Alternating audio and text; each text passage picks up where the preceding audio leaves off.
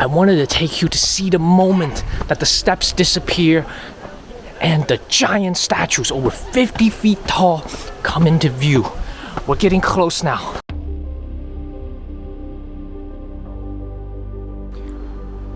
In today's episode, we visit the mighty Longmen Grottoes located in the heart of China. 1,500 years of human history appear before you. It is a human masterpiece.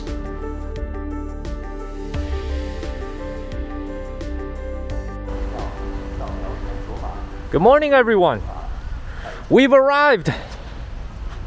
Let me do a quick pan 360 to show you where we are. So the car just dropped us off. We are standing at the northern entrance of the Longmen Grottoes. We finally got here. So we're actually staying in the city of Luoyang. The car ride here was only about 20 minutes. It's right outside of the city. Actually, Longmen Grottoes is considered a part of the city of Luoyang. So getting here was super easy, super straightforward. No highways, no complicated mountain roads to navigate. This is a tourist spot. This is actually a very, very famous tourist spot located pretty much in the middle of a major city with 8 million people. So very, very good. Our parking lot was right there. You see these cars trickling in. We were dropped off somewhere around there and we just walked here. So we're gonna go ahead and make our way in. Super excited. There's a lot. There's a lot to see today. We got a lot to see, a lot to learn. So let's go ahead and without any delay, let's go forward and see what we have in store for us today. Okay, as is the case with most large Chinese tourist spots, finding the entrance is always the key. I'm trying to find the entrance because I think what we're accustomed to with many national parks and many tourism spots in the United States is that we could just drive up right to the entrance, big parking lot, you park your car, boom, there you go, and you go in. Not so in China. A lot of these very, very esteemed and 5A national tourism spots, they're huge. I mean, they're compounds. I mean, this is an entire, I'm talking 50, 60, 70 acres, 100 plus acres. So as you can see here, I'm looking at this map. This map is not even the map of what we're visiting today. It's just you see it right here, it's a ancient street that they built. So what is an ancient street? So China has a lot of these. They got these ancient streets here. Look at all this. These buildings are all in the style of traditional buildings. Like, so think about it, if you were someone who was alive 1,000 years ago and you were walking down, look at this lady right here. Look at this lady. She over here walking her dog. Like that's what I would do in the morning, right? Today. So that's someone who 1,000 years. Okay, well this is a little bit unrealistic. This is a McDonald's right here. Okay, but we're gonna ignore that for now. Okay. All right. So this is an ancient street here, and what you see here is this is not even the main attraction. This is not even the main attraction. So they want you to spend and they want you to take a look and they want you to feel what it felt like to live in the Tang Dynasty before you even go into the grottos. Okay, but this isn't where we're gonna spend our time in today. I just want to give you a feel of where we are. Well, we are, however, going to be running around this river today because this is going to be a very important river. This is the Yi River. Okay, this is the famous river that runs through the city of Luoyang. Okay, and we're going north to south today. Okay, so that's a key thing. Remember, we're here. We're right here. You see, look at this legend right here. We're north, and we're going south, and we're not going backwards. So this is a tourism spot, the Longmen Grottoes, where you just go you enter and you exit. You don't double back to the entrance to make your exit. Does that make sense? That was a lot. I just said a lot right there. So you go in through the north and you exit through the south. It's going to be about 1,000 yards. So about 10 football fields worth of walking. And then we have some mountains to climb to get to a key, very, very important temple. And also a scenic spot that's going to give us a bird's eye view of everything. So let's keep walking. There's a good legend here. So I think we got to keep moving forward. and get to the ticket center. All right, we're making our way into the entrance now. And you can see they built a large gate here to signal the entrance of this ancient street. I think this is the type of place that's going to come alive at night. But as we're walking in and we're getting ready to get our tickets, it's important to remember that if you have a Chinese national ID, you just go on WeChat, you find the official Longmen Grottoes ticket office. They have a mini app inside WeChat, and then you type in your ID and you're good to go. However, if you have a passport like me, what you have to do now is that you got to go and physically visit one of these ticket centers. Okay, so it's a little bit inconvenient, but that's what we're gonna do. We're gonna walk in and get our tickets. All right, you see where all these people are gathered and these two attendants here. That's the ticket office. If you're using a passport, you walk right in, get your ticket, and then you make a right here. And we're gonna be heading in to the grottos. All right, first I have to explain what exactly is a grotto. I mean, this is not a word that's very commonly used in the English language. A grotto is basically a cave, a stone cave. So why didn't they just say cave? Well, a grotto actually denotes that this cave has artistic elements to it. What does that mean? There's artistic, either carvings, paintings, some type of human work that's been done to this stone cave in order to warrant being called a grotto. And this location that we're in is the very, very famous Longmen Grottoes. Longmen is two words, two letters. Long means dragon, and men means door or gate. So it literally means Dragon's Gate Grotto. And an interesting fact about this is that China has China has many, many different grottos. So you're talking about hundreds, if not thousands, of grottos of various sizes that are built all over the country. Now, there are 4 that are known as the most famous, the 4 famous grottos. And I'm going to name them in order. And I'm going to name them from east to west, because the Silk Road ran from east to west. And this is the easternmost grotto. This is Longmen Grotto, is the easternmost. So you think about your directions: north, south, east, west. This is the easternmost. And then you move a little bit to the west, you have Yungang Grottoes. That's the other one of the 4, the Yungang Grottoes. And that one is in Shanxi Province.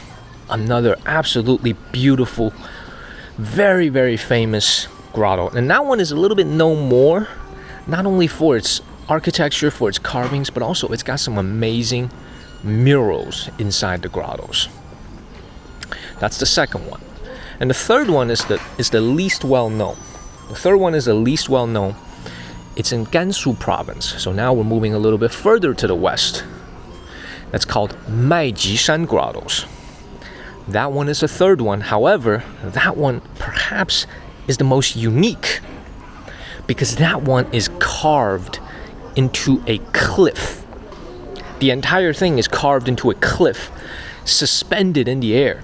So to various extent, all 4 grottos are carved into mountains. That one is one where you literally have to take flights of stairs that are man-made. Man-made stairs. And I mean, but when I say man-made, I mean like made today, made in modern times, to facilitate you being able to see it. And that's the Maijishan Grottoes. And then we're going to talk about the last one. The last one is called, and it's the most famous one. So of all 4, so we're moving, now this is the furthest to the west. The last one is Mogao Caves. So you notice that one doesn't have the word grotto in it. It's just called Mogao Caves. And that's also in Gansu Province. It's in Dunhuang. Okay, it's in the city of Dunhuang, also in Gansu Province. So I just named the 4 most important grottos in all of China. Okay, now when you look at these 4 different grottos, I'm actually going to add a 5th one. Okay, there's a 5th very, very famous grotto outside of Chongqing. So that's in, Chongqing used to be a part of Sichuan province, but it's in the middle of China. It's in the middle of kind of, how do I say this? I think in the equivalent, it would be like the state of Utah, or maybe the state of Colorado back in the United States. So it's in the middle of the United States, middle of China, and it runs along the Yangtze. And there's a very famous grotto that not many people know about. It's called the Dazhu Grottoes, okay, or Dazhu Shike.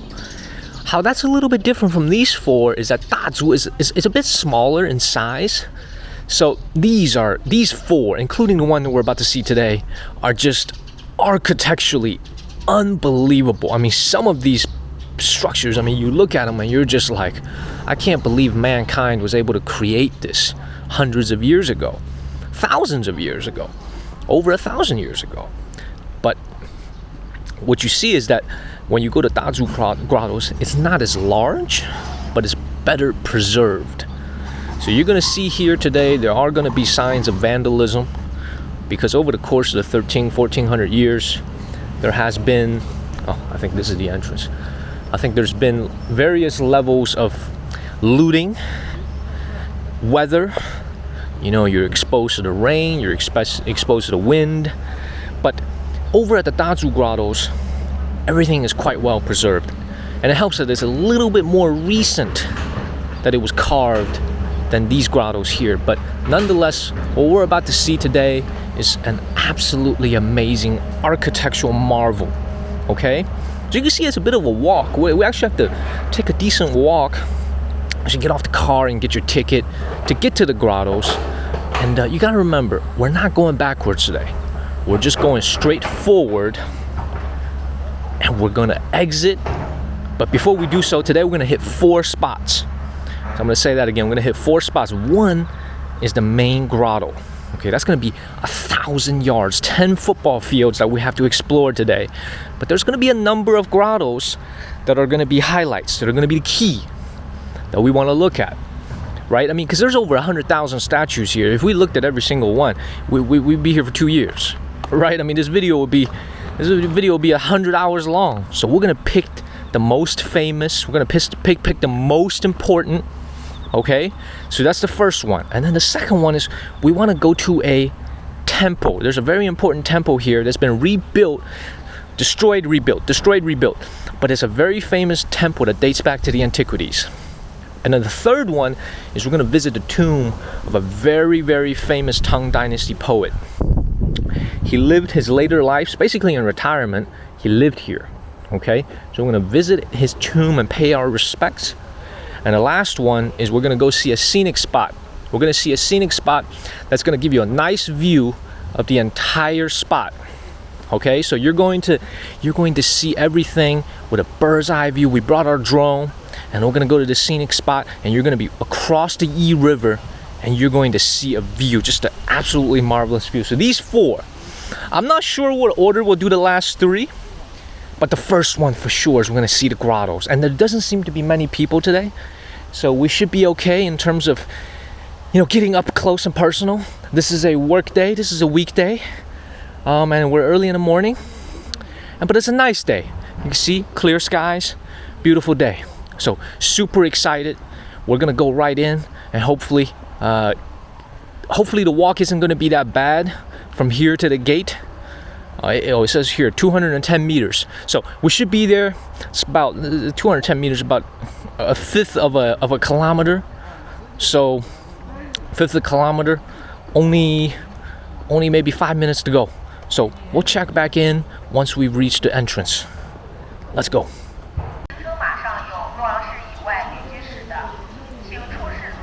Okay guys, you can see this is the main ticket area.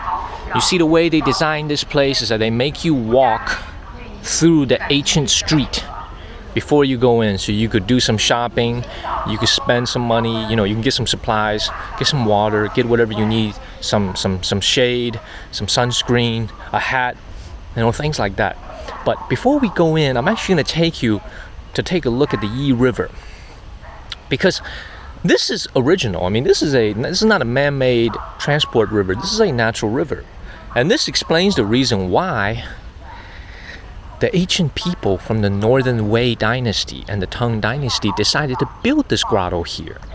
This is the reason they decided to build it here, because of good feng shui. Very, very good location. You're facing the water and your back is to the mountain, right? That's the apex of good feng shui. So let's take a look at this, see if we can see any boats here. Usually when you have water like this in China, what'll happen is you get to go on a tour on a boat, and it'll get you a panoramic view of what we're trying to see.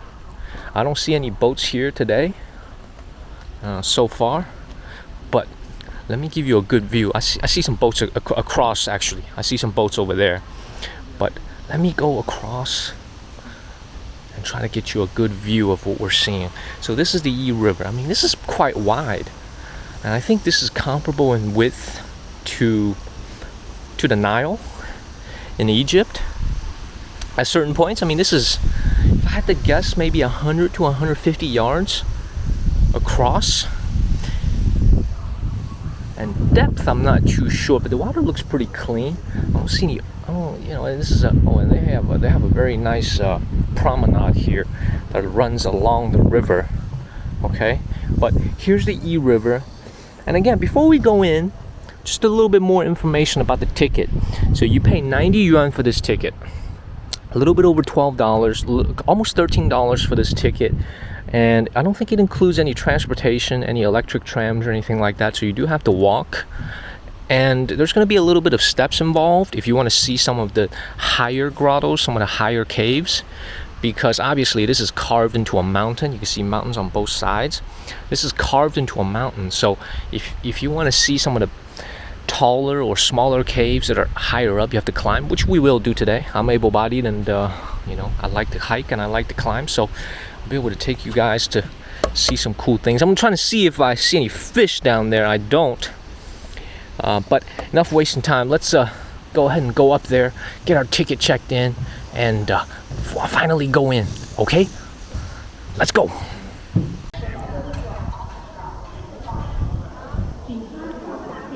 All right, guys, we made it inside. Perfect. This was smooth. No troubles, no issues whatsoever. Sometimes when I enter tourist spots, I get a little bit nervous because I'm using a passport and it's not as smooth of a process. But this one was easy. So as soon as you walk in, this is the entrance. They check your ticket, and you can see here you are able to buy trams. You're able to buy tram tickets if you don't want to walk. As I said, 1,000 yards end to end, 10 football fields. If you're not feeling like walking, you can get one of these. And here they got the reception desk, and they got instructional services. They have a navigator panel. So basically, this is where you can get a tour guide. You can get a tour guide here. I'm not going to do any of that because I've been here before. I've done my research. I know what's going on. So I'll be your tour guide today. And as we keep walking, we are going to walk a little bit more information that are going to be important. Okay? Number one, this grotto was built more than 1,500 years ago. So this is a key thing to remember. It started in the Northern Wei Dynasty. So this is a very key thing to remember. The Northern Wei Dynasty is when the Longmen Grottoes that you see here began construction. Now, what is the Northern Wei Dynasty? Those of you who are familiar with Chinese history may have heard of it. Those of you who are not may have not heard of it. The Northern Wei Dynasty is a very short-lived dynasty, and it was a regional dynasty. So what do I mean by that is the Northern Wei Dynasty didn't rule over all of China. It was started, the dynasty began, and its people, their bloodline, is from the Xianbei people. So the Xianbei people is kind of related to current day Mongolians, right? The horse, the steppelands, you know, the grasslands. They're very good with horses, but they are Chinese. So today, by Chinese standards, they are one of the ethnicities of China. However, in ancient times, their dynasty, the Northern Wei Dynasty, more than 1,500, 1,600 years ago, was considered different from a Han dynasty, from a Han majority dynasty. So what do I mean by that? Well, before the Northern Wei Dynasty began, we had the great Han Dynasty. That was a great dynasty, but it fell apart, as is the case with the Roman Empire, with the Qing Dynasty, with many, many great historical civilizations. They fell apart. The Han Dynasty fell apart at the end. And what had happened was that the country began to be divided, and different kings, different emperors, they began to, they carve out their own domain, and they said, you know what, we're going to call themselves this, we're going to call ourselves that. And one of these tribes, the Xianbei people, they called themselves the Northern Wei. And that's where they began the construction of the Longmen Grottoes. Now, why here, Luoyang specifically, did they begin? Well, the Northern Wei dynasty, they had a capital initially in Datong, so the city of Datong. Let me give you a little bit of an example of where you can get more information about Datong. Okay, Datong is a Chinese city, a major city in Henan Province. And if you want to learn a little bit more about the city, there's obviously various videos, documentaries you can find on YouTube, spelled D-A-T-O-N-G, Datong. Okay, but I think one really cool way to learn more about the city in contemporary terms is there was a documentary called The Chinese Mayor that was set in the city of Datong. And I thought that was a great documentary. Okay, you can check that out if you want to learn a little bit more about the city. But more importantly, maybe one day make your way to the city of Datong to see how it's actually changed from how the documentary depicted it. Because when I went, I had seen the documentary first and I went to the city.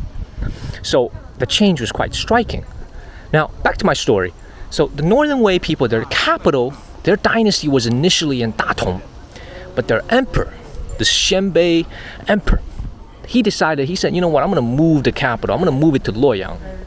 So he moves from Datong to Luoyang, which current day, if I drove, it would be about a good 4 or 5 hour drive and across 2 different states, 2 different provinces. So back then, on horse, on foot, it must have taken weeks to make this move. But he moved his capital from Datong to Luoyang, and this is why this Longmen Grottoes is built here. So the Northern Wei dynasty was the people that began construction of the Longmen Grottoes. And today, about 30% of what you see here in the grottos was built by the Northern Wei people. And how you know they are built by the Northern Wei? Well, the facial expression that they carved into the stones is a little bit different from how the Tang Dynasty artisans painted. So one thing to remember, the Northern Wei craftsmen, they carved about 30% over 50, 60, many years. And then the Tang Dynasty, they took over after that and they built it for another 200-300 years. So what we're seeing today is the result of 300-400 years of human craftsmanship. It wasn't built in 5 years, it wasn't built in 1 year. It was built over 300-400 years. And what's really important to remember is the facial expressions. Let me go back to this point. Because what I mean is the Northern Wei, typically they carved faces that were very long and thin. Whereas the Tang Dynasty tended to carve faces that were a bit more plump and round. Now this is a major difference in aesthetics of how they interpreted beauty. Okay, but what is common between them is that they all worshipped Buddhism. They respected the Buddha, they respected Buddhism that had made its way into China at that time from India. So yes, they may interpret how we think Buddhist figures look. Their interpretation may be different. However, their worship of Buddha was common. Okay, so very excited. This is the gate that marks the official entrance into the Longmen Grottoes. This is super exciting, and we found some shade too. So remember what I mentioned about the facial expression, because that's going to come back later today. That's going to come back later today as a key point.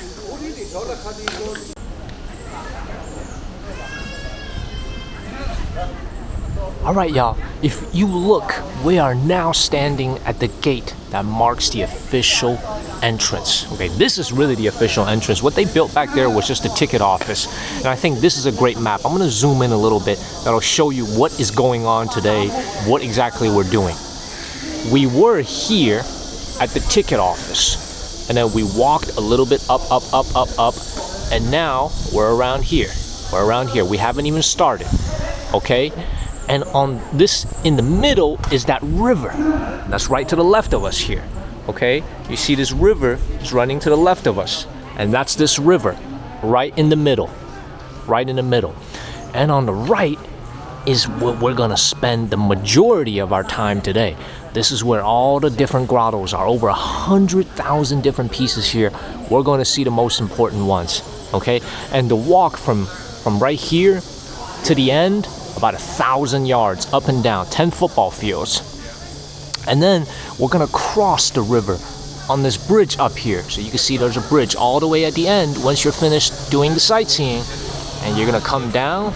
There's a scenic area where you can see across the river. You can get a nice view across the river. Very, very grand view. And then when you come down, here comes the temple that I was talking about earlier.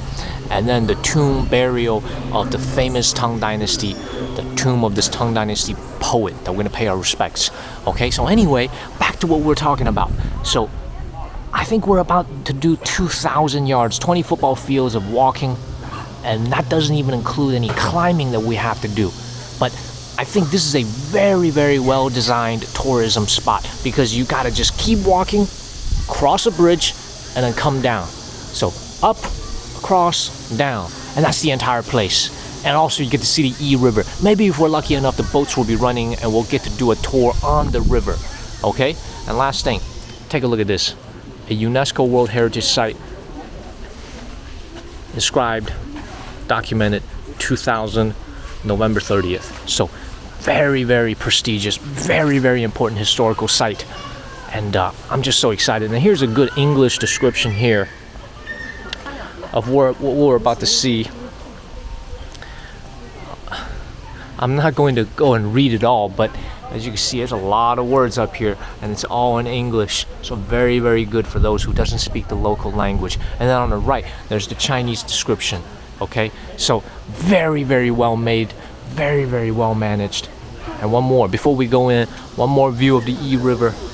Look at the water. It's running from north to south. Notice the currents. Excellent. All right, so we're gonna make our way in. Let's go. As we continue to make our way into the Longmen Grottoes, we're going to see some very, very unique things. The most important of which is going to be the Buddha, whose face is rumored to be modeled after the real face of Zetian, the only female emperor in the history of China. So, as we keep moving forward, we're going to see lots and lots of things. But I think from this angle here, we don't even understand what we're about to be hit with, because we are about to see some things that are just tremendous in scale, that have to be taken on later with a drone, with a DJI, to show you how grand, how large they are.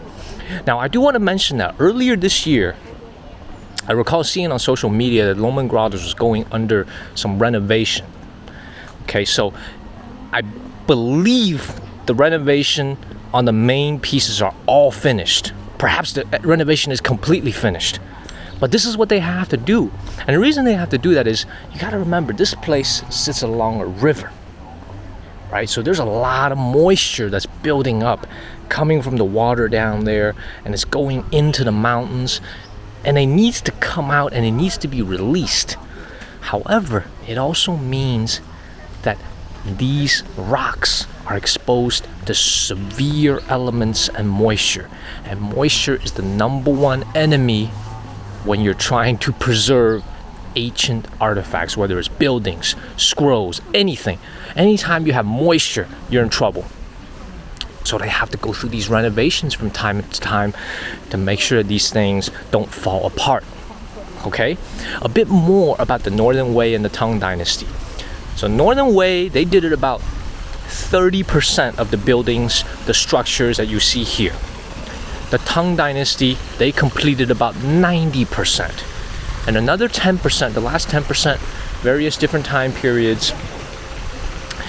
So you get a total of 100%. Now, what's important to understand is that some of the grander buildings, so some of the largest buildings that you see, they were all completed during the Great Tang Dynasty. So this is going to be the first view.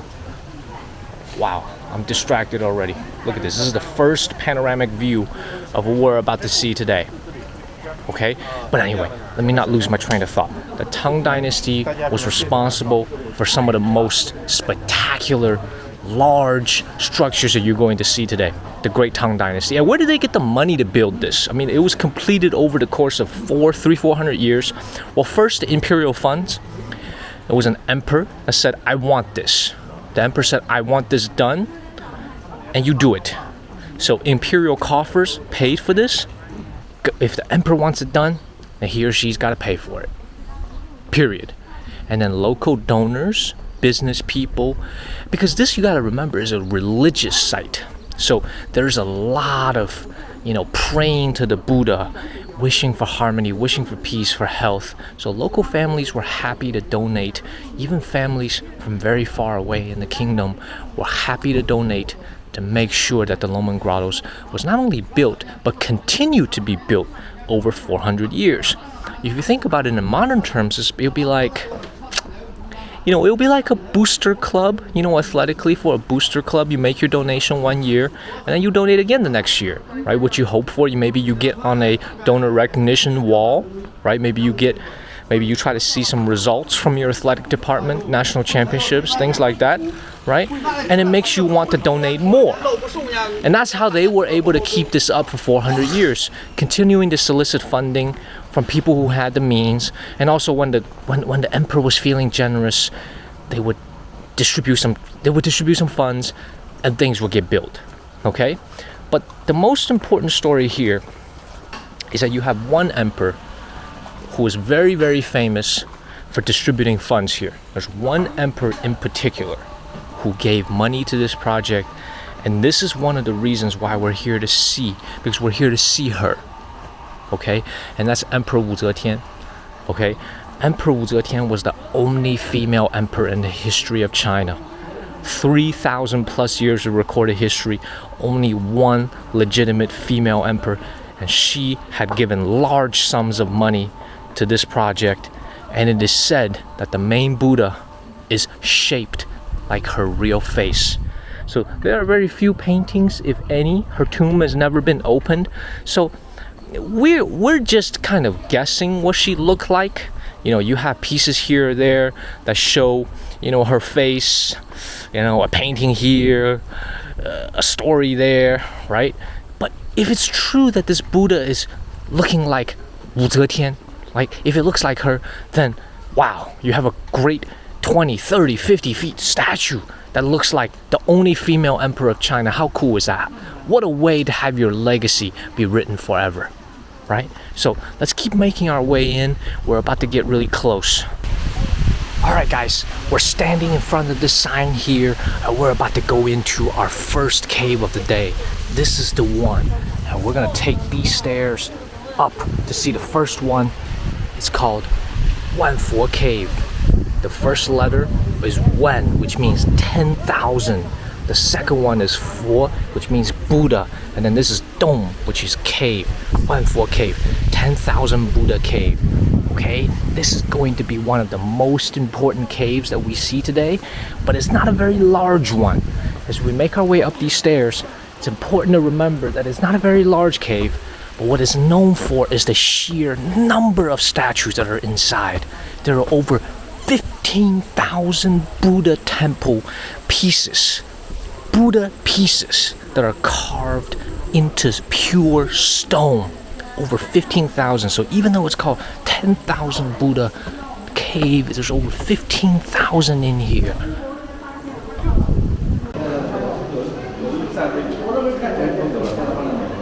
Okay, we're now standing in front of Wanfo Cave. This is the view directly inside, and there's more on the outside as well. Here.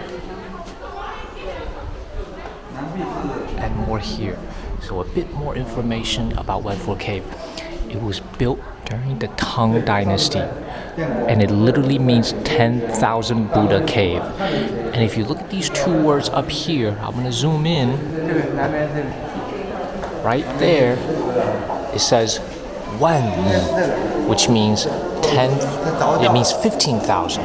I was attempted to say 10,500, but it actually means 15,000. So there are 15,000 Buddha statues here. Look at that. Okay? Now, they're all going to be different sizes. The middle one is, of course, the largest one, is the most well-preserved one. But if you look at the sides here, individual Buddhist, look at that. Individual ones, maybe about an inch and a half in length. And then you have more back there. And then you have more, way more, thousands more running all along these two walls here. If I zoom in, more. So 15,000 in total. And as you can see, unfortunately, there is a degree of decay. You can see there what looks to be moisture, symptoms of moisture having seeped through this line down here. So you're having some moisture damage that they're making a great effort to try to fix and clean. But what's even more painful when you look at it is some of these have their heads are missing. So that's a symptom that you're going to see on many different pieces. Take a look at this one here. So you see the head is missing, okay? But look at the level of detail. I was marveling earlier at the level of detail that is carved into these sculptures. I mean, you look at here, look at the level of leg muscle. Look at the level of details on the toes, the muscle definition here on the knee and on the leg right here. Look at the muscle definition. The craftsman of the Tang Dynasty was absolutely amazing. However, look at the head is missing. The head is missing here as well. So you may say, well, and this statue is missing altogether. There once stood a lion, and it's a pair. There's one here and then one here. Both are missing. So, well, you may say, what exactly happened to these statues, to these heads? Well, over the course of 1,000 years, various levels of vandalism occurred. So you've had explorers from Europe, explorers from the United States, and later invaders from Japan, and many of them wanted to take a souvenir with them. So they cut off heads, and these heads are now in various museums all over the world, and they're also, unfortunately, in private collections. Okay, so there is an effort to try to bring back some of these lost pieces, but this particular one here that you see that's missing, this one here, it's sitting in the Boston Museum in the United States. Now, what's interesting is that not only do we have pieces here in the Boston Museum, we also have it at the New York Met. We also have it in the Nelson Atkins Museum in Kansas City, which is a museum I've personally been in when I was driving across the country. The Nelson Atkins is a fantastic institution, and it houses some of these pieces that you see here. If you look at the Buddhist hand, you look at the hand, it's missing a number of fingers. So that likely is also the result of people taking souvenirs. So this is a lesson here. Don't touch and don't take anything. Okay? But enough on the negatives. A little bit more information here. You look at the facial expression of this Buddha. Okay? Very round face. Prominent features, but the face is very plump, and it's a very round face. It's not very long and it's not very thin. And look at the earlobes, very large features. And when this was actually originally built, it was full of color. You could see some remnants of color in the torso and on the base, but this is after over 1,000 years. This was built about 1,400 years ago. So this is after about 1,400 years of weather, decay, and frankly, personal destruction. So Imagine what it looked like when the Tang Dynasty had finished building this. It was full of color. It was absolutely beautiful. But now you can see there are still colors left. You look at the background, that's red, right? You can imagine the color that it was back in the Tang Dynasty. This is absolutely amazing. This is one of the highlights of Longmen Grottoes, the Wanfo Cave, 10,000 Buddha Cave.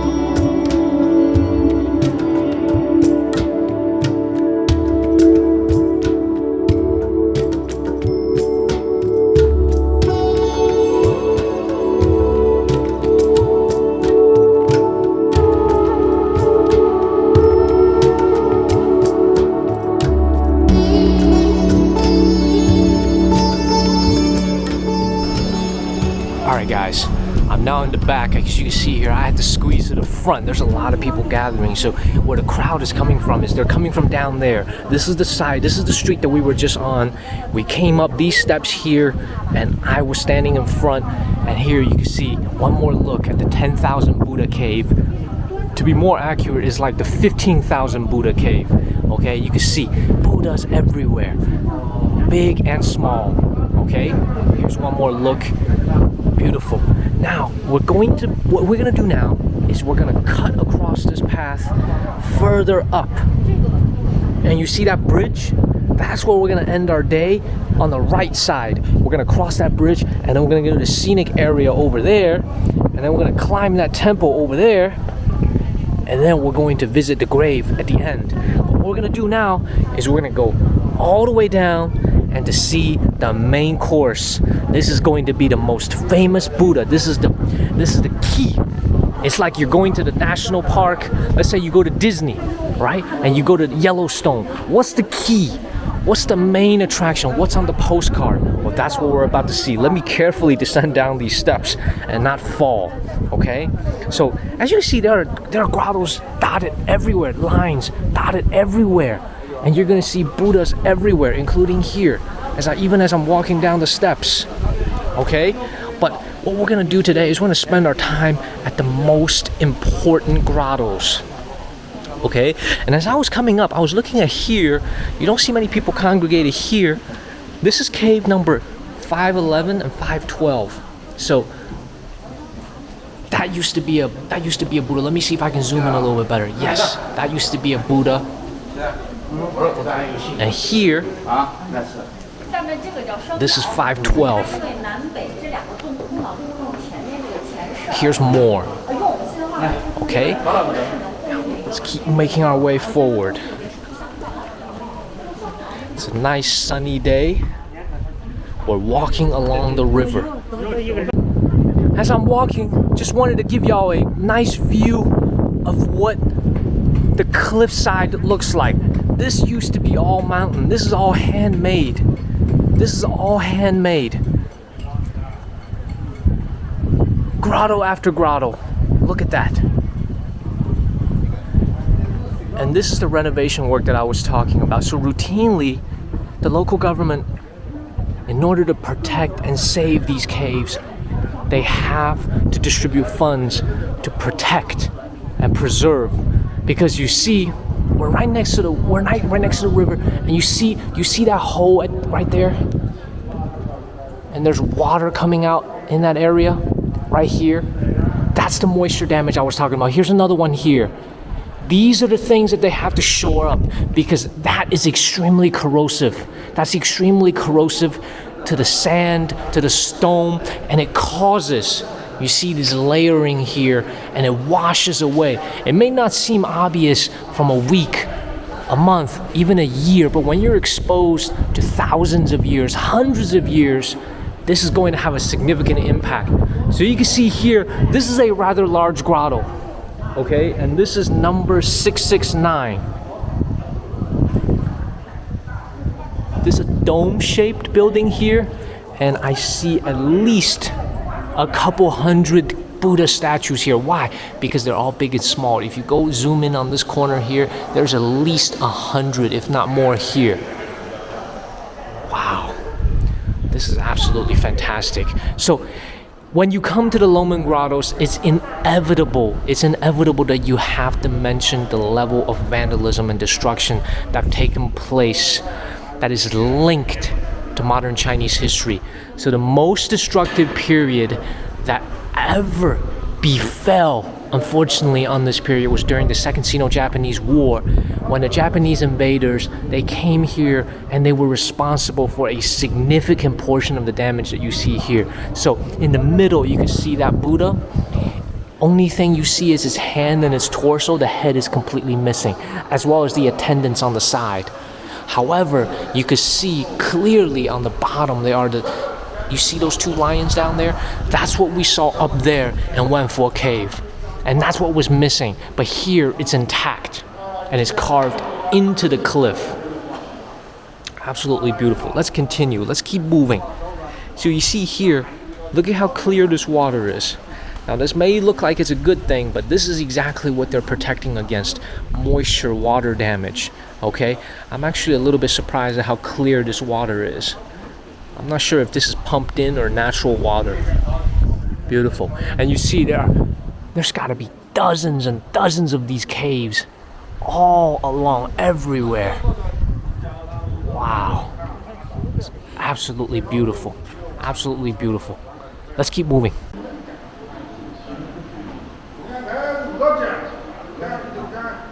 All right, now we're at cave number 712.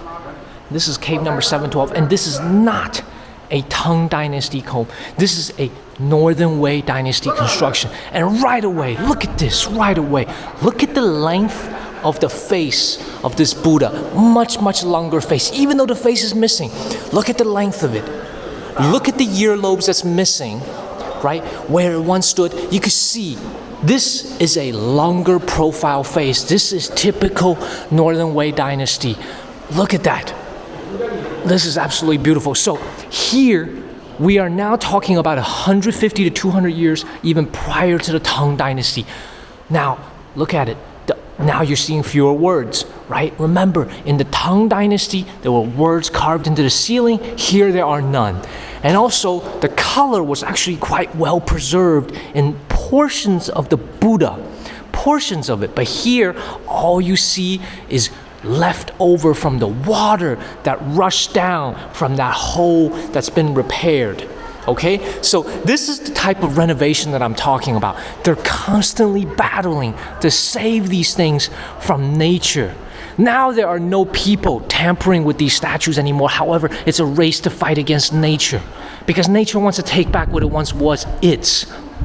This was once a mountain, and we man carved into it. So here I see maybe about 100 to 200 different Buddhas here. Okay, now the ceiling is it's the shape of a lianhua. It's a flower petal, and this is why it's called lianhua dong. These three letters here, lianhua dong. Hua in the middle literally means flower. Lianhua is a type of flower. That's a lotus flower. Look at this. This is the shape of a lotus flower. This is 1,500 years old, carved by Northern Wei artists. Absolutely amazing. And you can see here carvings. Now this looks to be from a later era. Looking at here, this is either graffiti or added on later, but there's no way this is from the Northern Wei Dynasty, because by that time their Chinese writing still were a little bit less advanced than we are today. Okay, so now I'm actually pretty sure this is graffiti. You can see more here. Okay, but at least it's nice looking graffiti. Now look at this. More and more. But the key takeaway here is that the Northern Wei style is very different from the Tang style. The face is much longer, is not as round of a face. Their aesthetic standards was different from how the Tang Dynasty interpreted beauty. The Tang preferred round, plump faces, whereas the Northern Wei wanted long and thin. So perhaps you could say the Northern Wei, they were ahead of its time. They were ahead of its time. All right, let's move on to the next cave. We are now standing in front of the main attraction of the day. You can't see anything now, that's because you have to ascend these steps. But before we talk about that, look, as on our way here, the entire cliffside dotted with different grottos. Dotted with different grottos the whole way. Hundreds and hundreds of them. Unbelievable. So what we're going to do now is we're going to ascend 99 steps. This is exact. 99 total steps to see the main attraction. The statue of the large Buddha. The large Buddha that's rumored. And I have to use this word rumored. Why is that? Because, well, I don't want to say this is for sure. Rumored. This is for sure the face. This is for sure the face is Wu Zetian. Because we don't know that. When you're talking about history could be open to interpretation. You know, this person, this historian adds a little bit of his interpretation. That one adds a little bit of that interpretation. But the rumor is, what we're about to see is how the only female emperor of China, Wu Zetian, looked.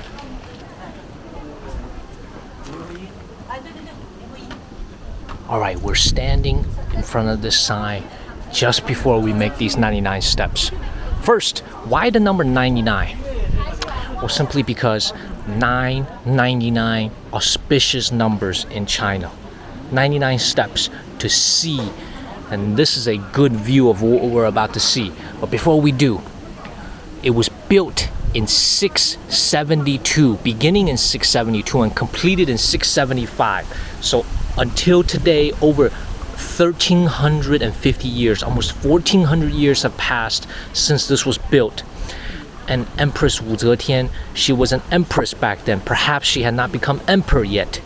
She donated 20,000 strings of cash and silver to have these statues decorated. That's why it's hypothesized that this main Buddha in the middle, the head, which alone is 12 feet high, just the head is 12 feet high, the entire statue is over 50 feet high, looks like her.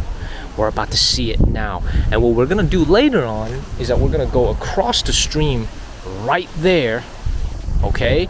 And we're going to get a nice aerial view of everything. But now we're actually going to climb up here to see the statue in the middle and all these guardians and fearsome warriors that are protecting this Buddha in the middle. And in Chinese, it's these three letters here. It's called Lu She Na. Lu She Na, Da Xiang. That means, I think in English, they call it Lokana Buddha statue, but I think a better name here is this letter here, the Vairocana, right there. I see if I'm gonna zoom in on here, right there, the Vairocana, and that's going to be the middle Buddha there, the Vairocana. Okay, now without further ado, let's make our way up there. But I wanted to note that even as we're making our way up there, you can see there are additional statues here. This one is quite well preserved. The face has not been removed. Look at it. Wow, beautiful. All right, let's make our way up. 99 total steps. Whew. I would say this is quite a climb, but not really. Compared to some of the hikes I've done, this is a piece of cake. I wanted to take you to see the moment that the steps disappear and the giant statues over 50 feet tall come into view. We're getting close now. Whew. Let's run up there. Let's run up there. Boom. Here we go. Wow. Look at that. Look at all this. This is absolutely incredible. To give you an idea, this is how we just came up on these steps here. Wow. Let's walk further up. 99 total steps. Now there's a lot of information here. There's a lot of information here. Whew. All right, now let's first talk about this main Buddha. the Vairocana Buddha. That is the main Buddha. Now I have to point out, look at the eyeball. Look at the eyes. You see, there is indentation where the pupil is. That's because when this was built, there were gemstones that were placed in where the eyeballs are, where the pupils are, and that has been lost to antiquity. Now this one, you can't really blame on any specific vandals or any specific group of people that came here, because frankly, having gemstones in the eye is tempting not only to foreigners, but even the thousands of years of farmers that live by, people that live by. Imagine climbing up there, getting your hands on these gemstones and getting a quick buck. I don't think the locals can resist that, nor can any foreigners who came here. Now imagine you're here and it's not a tourist spot and you're just by yourself. And I think that's why these things are lost. It's such a shame, but perhaps one day they will restore it and put gemstones or colored glass. Wow. All right, now this is over 50 feet tall. This is over 50 feet tall. And the facial expression is typical Tang Dynasty style. Round face, plump face. It almost, if you look at the nose, it almost looks European. It almost looks European or Central Asian. Look at that. Deep features, large, look at that. Very, very large earlobes. Okay, this is over 50 feet tall. Just the head itself is over 12 feet. Over 2 of me. It's incredible. And at the foot here, there once was these statues here, right here. Okay? Wow. Wow. Unbelievable. Look at that. Look at that. Beautiful. Wow. If you look to the right of the main statue, over 50 feet tall, there are 3 additional pieces here, 2 of whom are warriors. Look, first of all, at the muscle definition. Look at the muscle definition on this guy. Look at his abs. This is all carved into solid stone. Look at that. Unbelievable.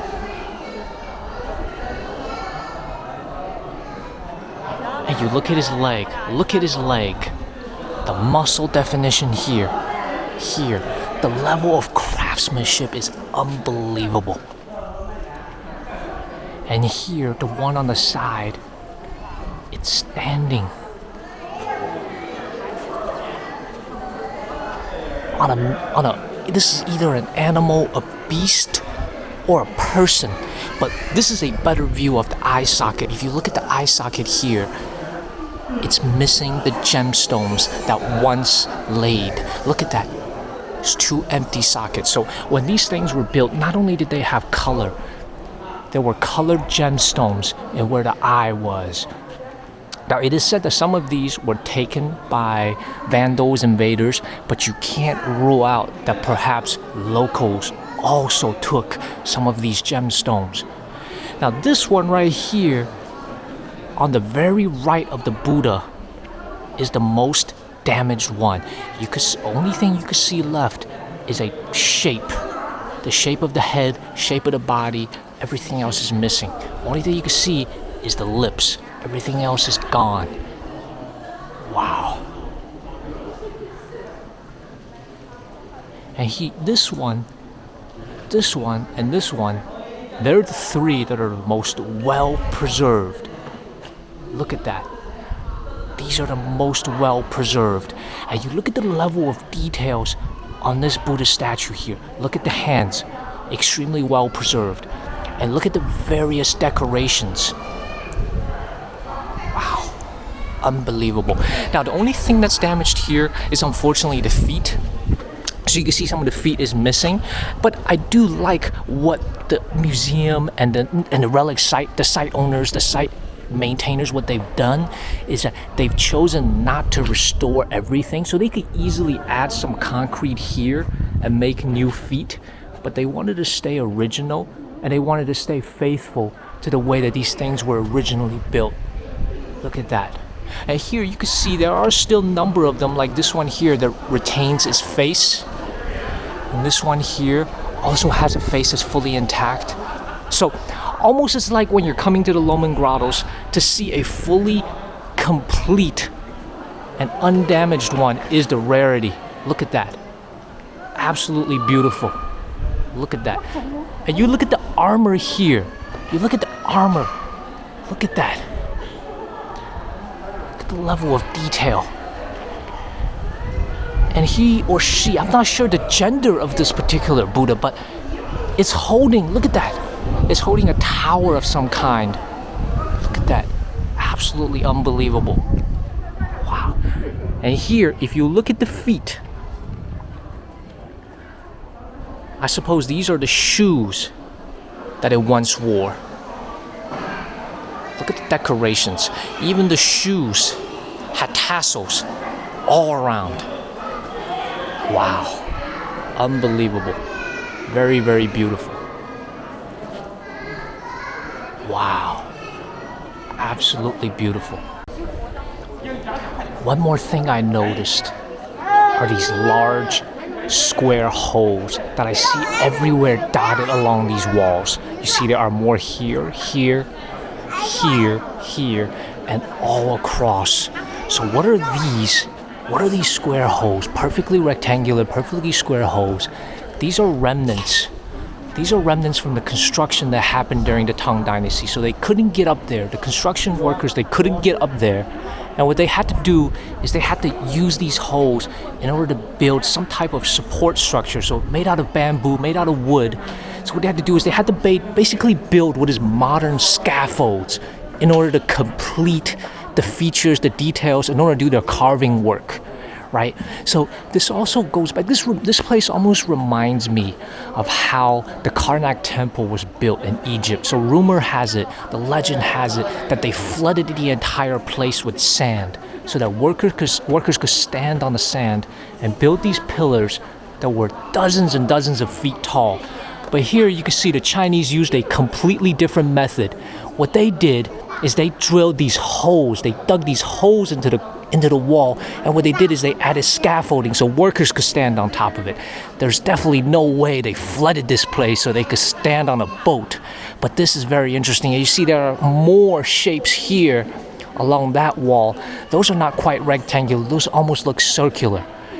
Wow, so even sites, even the remnants of construction has been preserved over the last 1400 years.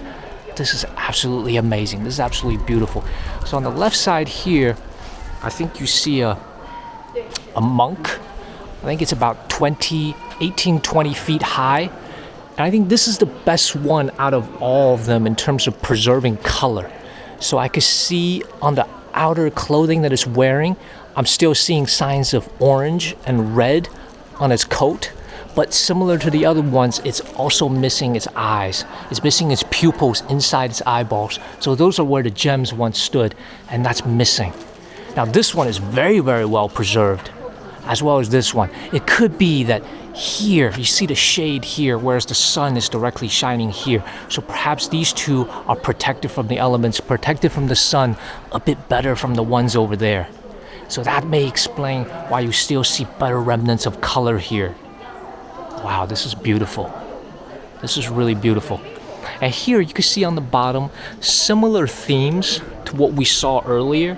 So I think the Tang Dynasty architects, they were not only about size, about how big these statues are, but also the sheer number. You can see there are rows and rows of Buddha here, and also there are additional. It's almost as if what they were trying to convey is that this is the Grand Buddha, the Vairocana, and it's sitting on top of these supporting, I would say, figures, because I can't really quite make out what they are, and also I'm not Buddhist, so I don't think I'm qualified to tell you what these are. But these figures here give me the impression that they're holding up this great Buddha. Wow, this is incredible. So this all used to be one piece of solid stone that came all the way down to the ground, and they had to carve into it all. They had to carve into it all. So I would say they made an indentation about 6 or 7 feet into this is not even raw earth. This is just solid stone that in modern times, if you wanted to drill, if you wanted to work on, you would have to use first dynamite. And they did it all using hand tools. Nothing electric, no dynamite, no power tools. This is absolutely incredible. This is one of the most incredible things I've ever seen. Wow. And this guy right here, I don't want to say this is a guy because I don't know what the gender of this is. This has to be at least 25 feet tall.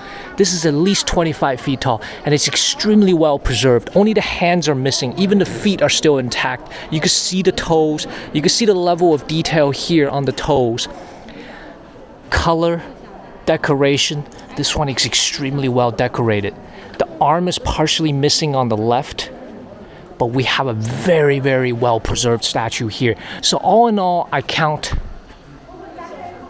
1, 2, 3, 4, 5, 6, 7, 8, 9. 9 total statues here of various sizes, along with dozens and dozens of other Buddhist statues of different sizes. Oh, actually hundreds if you include the one back there.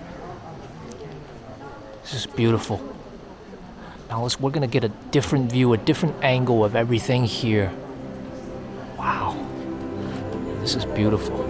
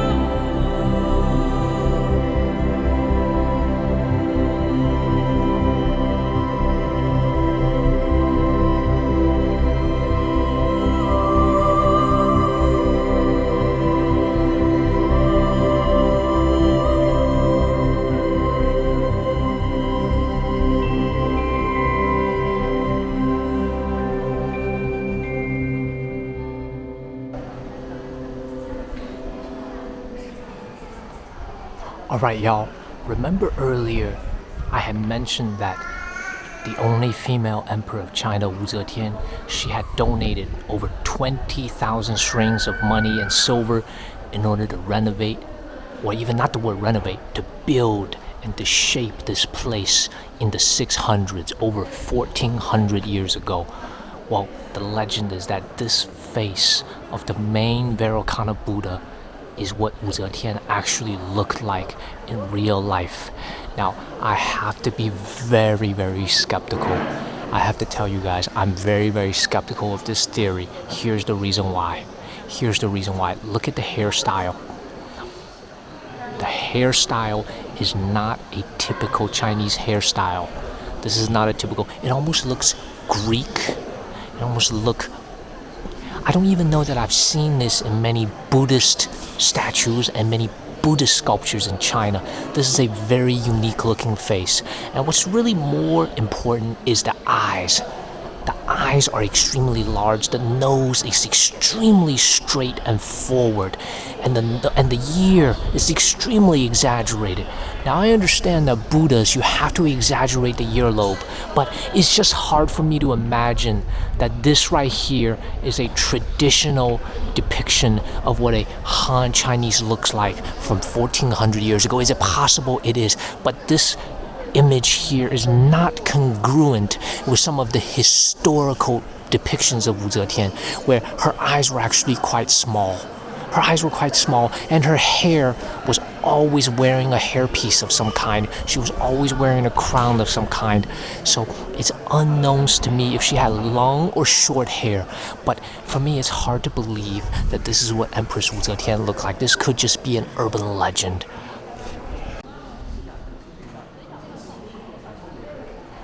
But without adding any further interpretation for myself, I'm going to give you guys this direct front-facing view of the Vairocana Buddha. And you be the judge yourself. Do you think this is the face of the first and only female emperor in Chinese history? You be the judge. I'm gonna leave this here. Give a nice zoomed in look. And also, one last thing I found was interesting was here, is you look at here, you look at these people here. You look at these statues here, these gods, these warriors, these Buddhas. Like, he has the most fearsome look. Like, this guy is ready to go into battle. And he also has the most pronounced chin and cheekbones. Look at his face. He's the most pronounced. And look at these. Now, that's a very dignified look. Very, very little facial expression, very dignified look. But here, this one here almost looks as if she's slightly smiling. A slight smile. But this one, even though I can't see the rest of the face, looks like a very serious face. However, the one that caught my eye was this guy on the left. This looks like a monk. Because he looks like he has a slight smirk. Look at a nice direct facing view here. He looks like he has a little smirk. Can you see it? Look at his face. Can you see that? He almost looks like he's smirking a little bit, leaning up to the left and to the up. And that one looks like it's looking down at me, exactly where I'm standing. The eyes are tilted directly at me. So I'm standing right to just about the left side of the Buddha. But look at that. That's a very, very interesting view. But it's this one that caught my eye. The smirking monk. Very, very interesting. Now, we're very fortunate today to be able to see all this because this all used to be covered under green canvas for the last few months because they have been doing construction work here to try to prevent, you see some of those leakage watermarks that have been rushing down from some of the holes that have been made. They've been fixing that for the better part of really 6 or 7 months here. Even as we were walking up here, they were still wrapping up renovation on some of the smaller caves. But we're very, very fortunate to be able to see this one today. And I think it should be open to the public for the foreseeable future. Again, came up 99 total steps. We're gonna go down and we're gonna look at what the E River looks like. And then we're gonna go across that bridge here. We're gonna make it to the other end, and that's when we're gonna get aerial. We're gonna get some nice drone shoots. We're gonna get some nice drone views right from here. This is the view we're coming from, right here. You see where those trams are? We're gonna go over there. We're gonna use this bridge. This is a new man-made bridge. And we're gonna go over there where we're gonna fly our drone. And then we're gonna visit the temple across right there. You can see there's a temple up there. We're gonna climb up there and pay our respects. But, you know, to summarize all this, this is Longmen Grottoes. This is what you come here for. This view right here, that's what you come here for. This is the Longmen Grottoes of Luoyang, China. This is beautiful. As I'm making my way down, look at something interesting that I just found. Usually you have cameras that are pointed at, you know, main stairways, main walkways to keep track of people. Here you have a camera that's pointing directly at this wall here. So this must be a very important wall that we're looking at. And I'm trying to make out exactly what it's pointing at. Can you guys see? Ah, okay, so there's actually letters here. Wow, I can actually see this very, very clearly from my view. I'm not sure if this camera can show you what I'm seeing here, but this is writing from the Tang Dynasty. This is Tang Dynasty writing. Wow, and on top is where you can see some of the clearest examples of Tang Dynasty writing. And this is what's so amazing. This is writing from over 1400 years ago. It's completely, almost indistinguishable from Chinese writing today. I could read, if I could see the letter, I could read it. Wow, right up there to the upper right corner is Tian, which means sky. And on the upper left, you have the letter De, which means morals. This is unbelievable. So this must be quite important. This just caught my eye when I was going down these 99 steps, that you have a camera here and it's pointing at this wall, almost protecting it. And now I understand why. This is Tang Dynasty writing. That's very, very rare in China to be able to see this. Wow, this is beautiful. Okay, and to the left you also have some additional caves, but I must say the damage here is quite severe. So the only thing that you can make out are just some shapes. Even this one here, unfortunately, even the shape is gone. It's just a big grotto with some water traces, water remnants running down the cave. But still very incredible. This just shows you, can you imagine coming here if you were someone who lived close by? Can you imagine coming here 1400 years ago when this was fully built and open to the public as a place of worship, not a tourism place, but as a place of worship? Can you imagine coming here and seeing this in its full glory, colors, gemstones, everything? Can you imagine it? Unbelievable. If you thought this was grand, try to take ourselves back to 1400 years ago. This is incredible. And also you see up there, as I'm leaving here, you see there's even, this is a better view from here. This is a typical memorial tablet. Now I'm actually even skeptical if this is from the Tang Dynasty, to be frank, because I think it may have been built even in the Ming Dynasty. Because you gotta understand, this is a site of continuous construction. It didn't mean that after the Tang was finished. Remember we said earlier there were 10% that was added back on, that was added after the Tang had finished their construction. The Northern Wei did 30%, the Tang did about 60%, and the other dynasties did about 10%. So let me know in the comments if you can correct me, but I think this is either from the Tang Dynasty or from a later Ming Dynasty, because the writing is extremely good calligraphy. This has to be from one of the peak civilization periods of Chinese history. But I'm trying to look if there is a word like Tang or Ming that'll tell me whether or not this is from that dynasty, and I'm having a hard time making it out. If only I was 2 feet taller, if only I was Yao Ming, maybe I could see it. But anyway, let's make our way down the steps. Guys, you hear that? You hear that? That's either a helicopter chopper tour of this place, or something else, maybe a government plane, but that'd be a great idea to do a helicopter tour of the Longmen Grottoes. Get a nice aerial view. If it spins back and comes back, then I know it's a tour. If it keeps going, oh, it is turning around. You see, it's turning around, it's coming back. That chopper is turning around and it's coming back towards us.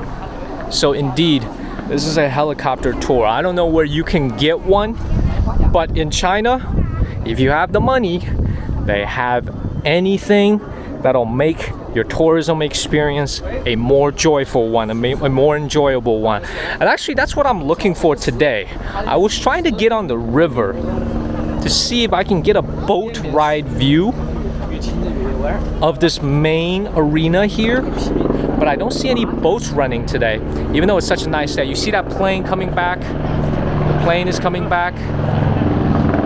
There it is. So it's making another loop around to get this view here. Excellent. All right, let's continue to make our way forward. Very, very excellent. So if I remember correctly, because I've been here 2 years ago, if I remember correctly, there's a cucumber stand. Yes, you heard it right. They sold cucumbers here. Especially on hot summer days, you want to buy some cucumbers, you want to buy some drinks. I remember there was a store down here, and that's what I'm talking about. I remember there used to be a little water faucet here that you could wash the cucumbers with. Let's see if it's still there. Oh yeah, here it is. Here it is. Here's the water faucet. I used this 2 years ago because I bought a cucumber and I was washing it, but I don't think they still have it anymore. Let's see what they have in the stores.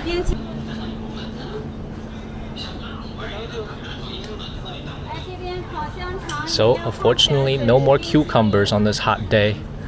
They're selling some modern antiques, some milk, some Coca-Cola, and some fried sausage, none of which interests me.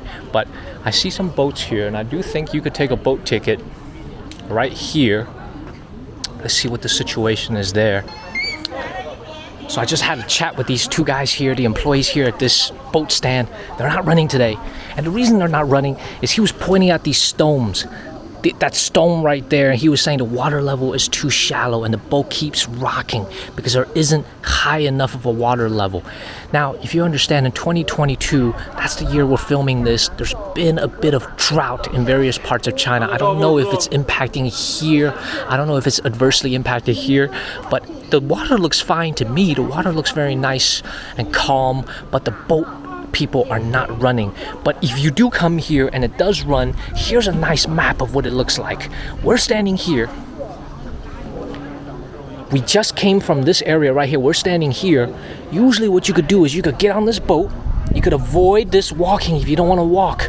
You could get on this boat, and this boat will take you all the way down, so you would enjoy this scenery here of all these grottos, and it would go all the way to this site right here where you could see the famous Tang poet graveyard right here. So you would stop here, but interestingly, it doesn't actually stop here at Xiangshan Si. Actually, it's the Xiangshan Temple. So it would stop here, and then it would stop here, which is the entrance that we came in. So 2 stops. If you get a ticket here, you will stop here, and then you will stop here. But it's not running today, so we have to walk. So we're gonna keep walking. We're gonna go walk from here all the way here, across, and then we're gonna climb this temple, but not before we make a stop here at the aerial spot and fly our drone. So stay tuned for that. All right, guys, I just came from that path here. We took a little bit of a break. We've been talking, we've been walking nonstop for 2 hours. And now what we're going to do is go along this path, and we're going to cross this bridge into the scenic area where we're going to take a seat and we're going to fly our drone. And as I was narrating this, I realized earlier that in post-production, our editor is likely have already baked our aerial shots, our drone shots, into what you saw earlier in this episode. But we're going to show you where we're sitting. We're going to show you where you can get a very, very nice panoramic view of this entire Longmen Grottoes side. So we're going to keep walking. We're going to cross that bridge now. Now, looking at this bridge, I was looking at this bridge earlier. I don't know if you recall that big gate that we came through earlier today. See, that gate, that bridge has some age to it, but this bridge looks to be a very, very modern bridge. And it's a small bridge. I mean, it's just a footbridge. It doesn't look it's a very functional purpose footbridge. And now that I'm here, I can see what the boat people were talking about earlier. Look at how low the level of water is. Here I can see the embankment is clearly, look at that. So now I understand why, for safety reasons, the boat is not running today. That's a bummer. But maybe when you're here and it's high water, you would consider taking the boat. I just checked, the boat costs 40 yuan per person. That's every stop included, 40 yuan per person. So that's less than $6, and it'll get you a nice view. But we're not worried. We have a drone. We're gonna go and fly it. Let's go. Let's cross this bridge. And and that's the exit ahead of us. So keep that in mind. You have a physical ticket. Don't lose it, because you may need it later on. But this is the exit, and it clearly says, I can see here, the exit doesn't turn back. So once you leave, you can't get back in. You can't get back in. So take one more look at this side before we go over to the other side of the Li River. Very beautiful. And it's a beautiful day here in Luoyang. It is a little bit hot for an autumn day, but let's keep going. Let's make our way to the other side.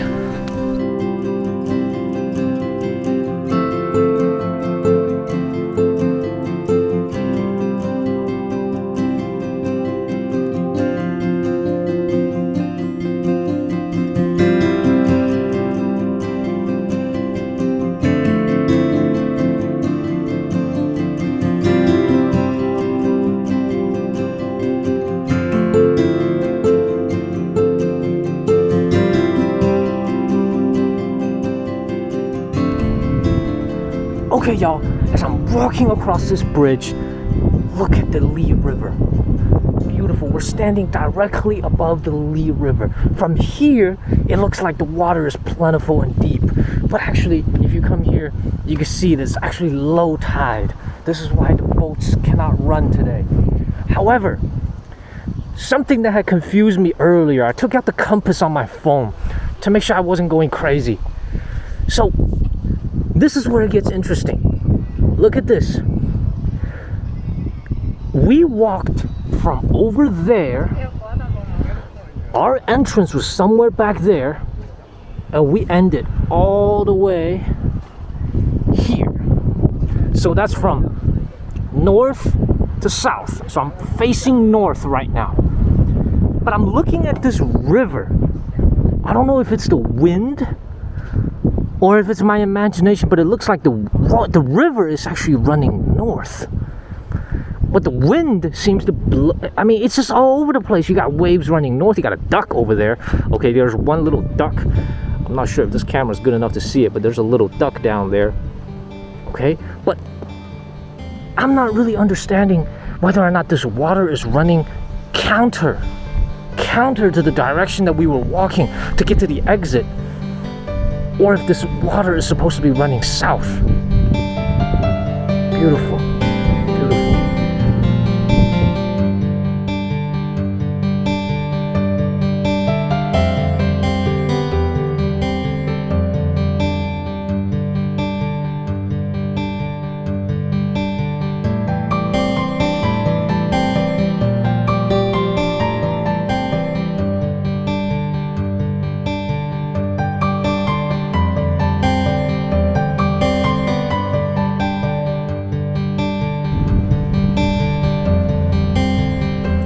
Alright y'all, we're now walking towards the end of this bridge.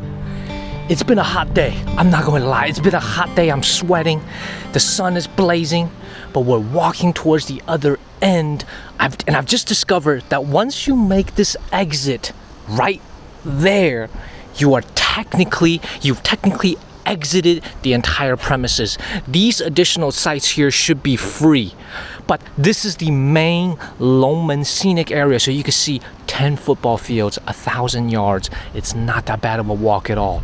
So now we can see, look at that. You can see very far in the distance. This is where we just were, up those 99 steps. You see, wow. Now, this midday, so now there are fewer people. So now we're gonna get our drone out and we're trying to fly. We don't want to disturb anyone, but this is the beautiful Li River. Look at that, the beautiful Li River. The water is very, very green, very, very clean. So imagine, can you imagine 1,000, 1,200, 1,300 years ago, after this was built, you come here on a scenic, on a quiet bamboo raft or a local boat. A boatsman take you here. Maybe they're playing some type of instrument. How romantic that would be. That is what ancient life was like. They had no iPhones, they had no emails. There was nothing to distract them, only the scenery, no roads, no noises. Even as I'm standing and I'm talking to you, I could hear far in the background, that bridge, I could hear horns from large trucks honking occasionally. But imagine if this place was totally quiet. There's no noise, just the sound of wind blowing against the trees and the leaves. How quiet it would be. And it's just you and the Buddha, just you and the Buddhas. That is what this place was built for the essence of the highest level of Buddha worship, religious worship, Buddhism, Zen, to try to get to that inner level of peace and quietness. And for that, let me be quiet and just show you what this beautiful scenery looks like. Absolutely wonderful.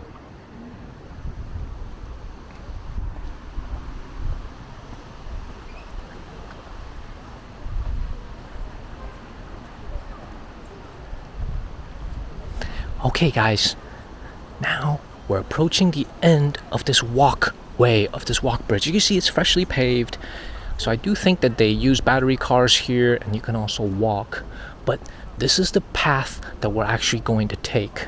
Okay, we're going to try to get a very, very nice view across the Vairocana Buddha. So a few pieces of advice when you're coming here. I'm actually staying inside the city of Luoyang. And last night I had arrived and I took, this city has this one unique thing going for it that many other larger Chinese cities do not have. Like the capital cities, Zhengzhou, didn't have it, nor did Xi'an. Is that here you could actually rent an electric scooter. And I don't mean a bike, I mean literally an electric scooter. So you could rent one. And then I explored the city for about 2 hours last night. There was no traffic at all. It was very quiet. And that's how I like to get to know a city. I can also do the same thing on a bike, but I find that if I'm on an electric bicycle, an electric scooter, I wear my helmet, and it's a very, very efficient way to cover large swaths of the city. So I must have done about 15 to 20 miles last night with no directions, no Google Maps, no Baidu Maps, just aimlessly wandering around the city and soaking it in.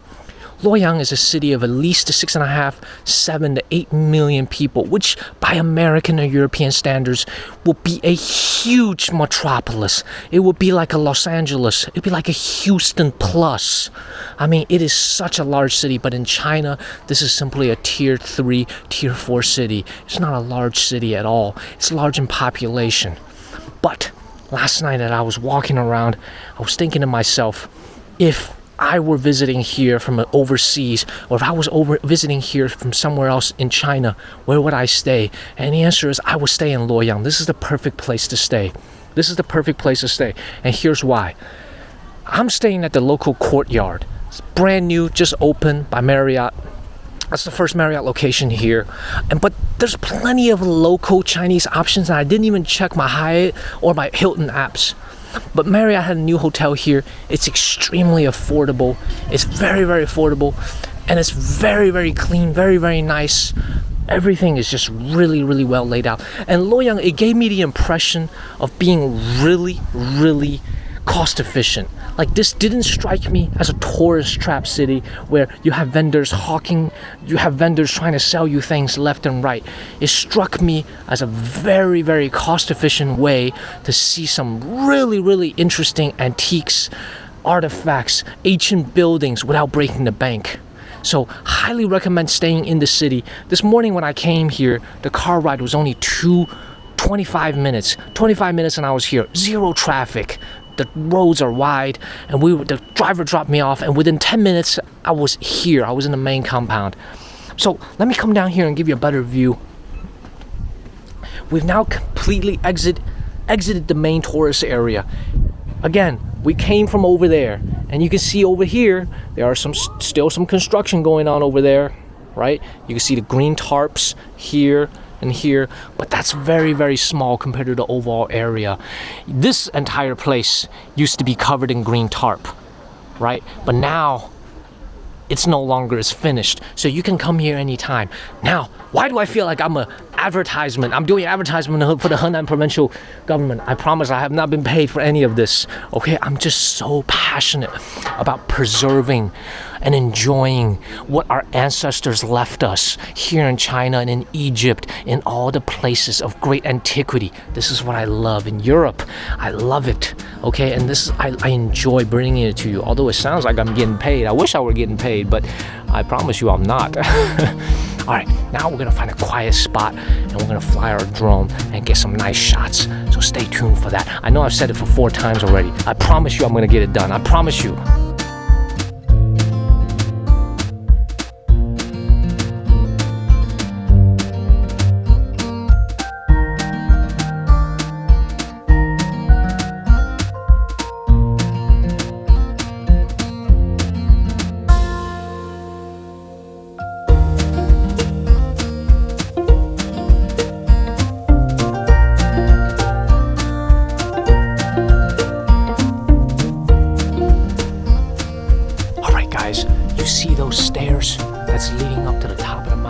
Here we are at the foot of Fragrant Mountain Temple.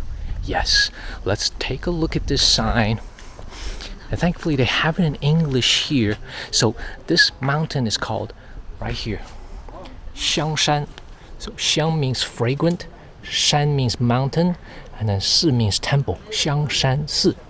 Okay, so now there's a good map of where we are. We're all the way down here. You see, we haven't even started. We gotta climb all the way up here and then take a look at this entire compound, and then we're gonna make our way north to the exit.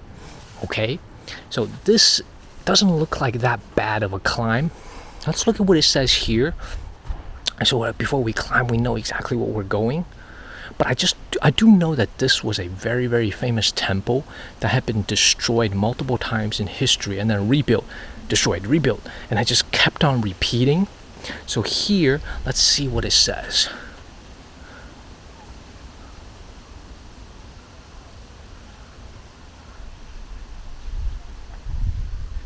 Oh wow, there's an Indian monk, Dipokalo. He's buried here in the third, in number 687 AD. So about 1240 years ago, there's an Indian monk who was buried here. And then, there's a lot of words here. This is one of the more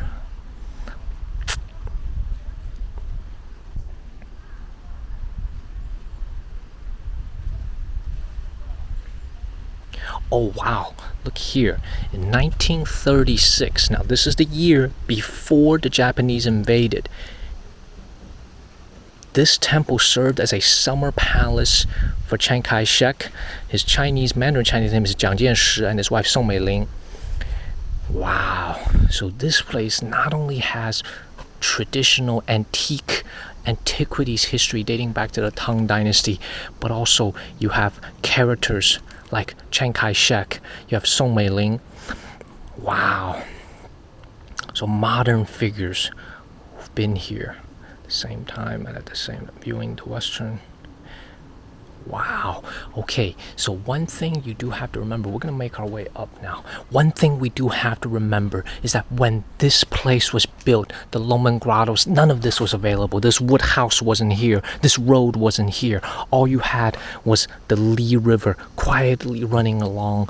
What all these grottos they had built. So what the ancients, the antiques, the antiquities, what they decided to do was they decided to build a set of stairs that lead up to this magnificent temple, so that even their contemporaries and their children and their children's children could come here and be at a viewpoint across the Li River and admire the beauty that is the Longmen Grottoes. So now we're gonna climb all the way up there. Here are some hours. This shouldn't be that hard of a climb. I'll be surprised if it was more than 300 steps. However, these steps do look quite steep. So we're gonna make our way up there and pay our respects at this great traditional temple. And I know that you just saw down in that sign that Chiang Kai-shek and his wife Song Meiling. Oh wow, look at that. Look at that.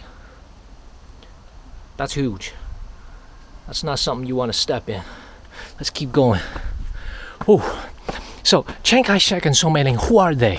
So he and his wife, I believe, are both, I know he for a fact is a Zhejiang native. So he's from the province of Zhejiang in between Fujian province and Jiangsu province on the eastern coast of China.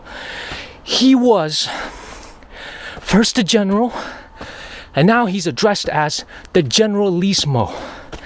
But eventually, he and his army were defeated and they relocated to Taiwan, China.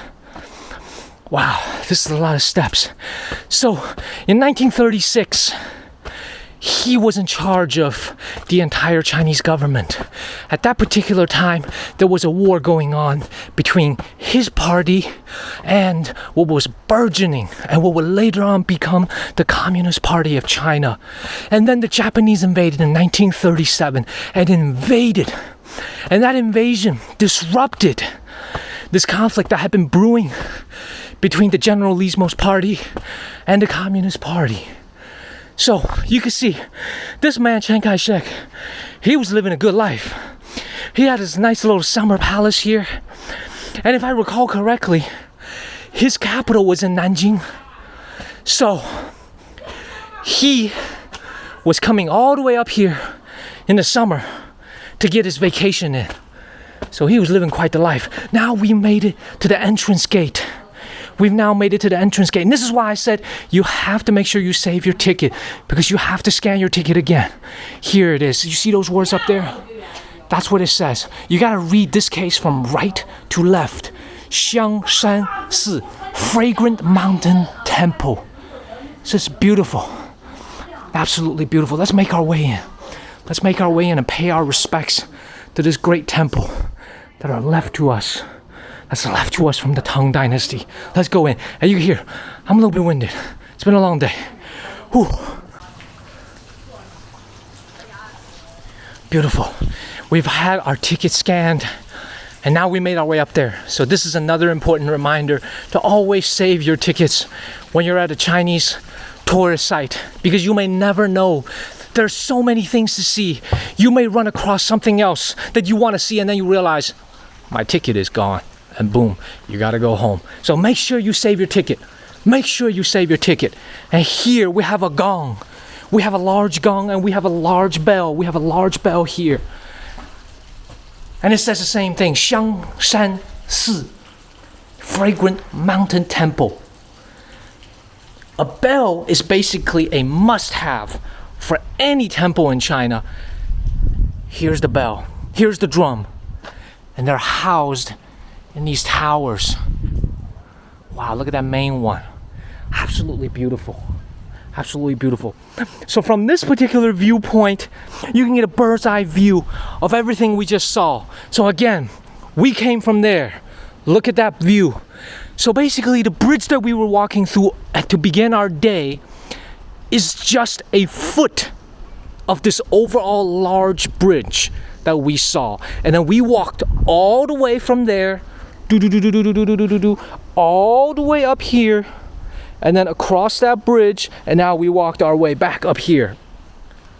Definitely 1,000 yards of walking, not even including the steps. And if you look across in the distance, that's the city of Luoyang. You can see those almost identical looking apartment buildings. That's where the people live. Beautiful. Beautiful. Again, this city right here, 8 million people. So still a sizable, very, very sizable city by any European or American standards. But in China, just a quiet, calm city with lots and lots of history. Luoyang, and this is an important point. I should have said this earlier. Luoyang was once the capital of 13 different dynasties. 13 different dynasties were seated here in Luoyang. All right, now let's continue to make our way around. There's a sign here. Let's see what's going on here.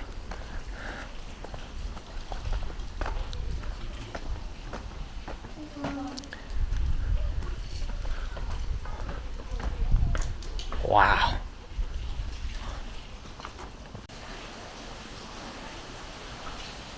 Now we're making our way up, further up. Here, a fragrant hill, fragrant mountain temple. I have to keep my voice down because I want to. Oh wow! I want to keep my voice down to be respectful to all the different tourists here. So here, those 4 letters up here, it reads right to left. It says Jiang, Song, Bie, Shu. So Jiang is the first letter, aka the last name of Jiang Jianshi, Chiang Kai-shek, and that's his wife, Song Meiling. That's the first character of her name, and then these last two letters just means mansion. So this is where they stayed in the summer. Look at the view they once had. I will say these people lived well. Let me say that these people lived well because they have mansions all over the place. I've been to a number of residences, including one in Lushan where they vacation. I wonder how much work did they get done, because they have vacation houses everywhere in China, and this is one of them. This must be a gathering place for them to meet foreign dignitaries, different people who are coming to visit them, different people from different parts of the country. And then in the middle, one of the founding fathers of modern China, Song Yat-sen, Sun Zhongshan. This is where Zhongshan University in Guangdong Province in Guangzhou is named after. One of the great founding fathers of China. Let me zoom in on him. This is Sun Zhongshan. In Chinese, it's Sun Zhongshan, but in romanticized Chinese and Wei's Jiaos, it's called Song Yat-sen. That's his name. His tomb, he's buried in Nanjing in Jiangsu Province, one of the most famous tourist sites in all of China. Let's continue to make our way through here. So here, this is a very, you gotta understand, they were living here in 1936. So this building maybe a little bit dilapidated looking by our standards today, but for what it had at the time, this is an extremely spacious place. And right away when I came in here, I don't even see any ACs running, but right away when I came here, I felt cool. Like I felt a draft of cool air. So this just shows you how effective it was at keeping the heat out in the summer. Probably this place didn't even need AC in the summer. I feel very, very cool right now. And you don't see any ventilation whatsoever, any AC outlets, none of that. You don't hear any humming. This is probably a place where they did their meetings. And right there, you see that flag? That's the Republic flag. And again, another portrait of the founding fathers, Song Yat-sen, Sun Zhongshan, and more, another one of him. And this right here is a portrait of he and his wife. This is Chiang Kai-shek and his wife, Song Mei-ling.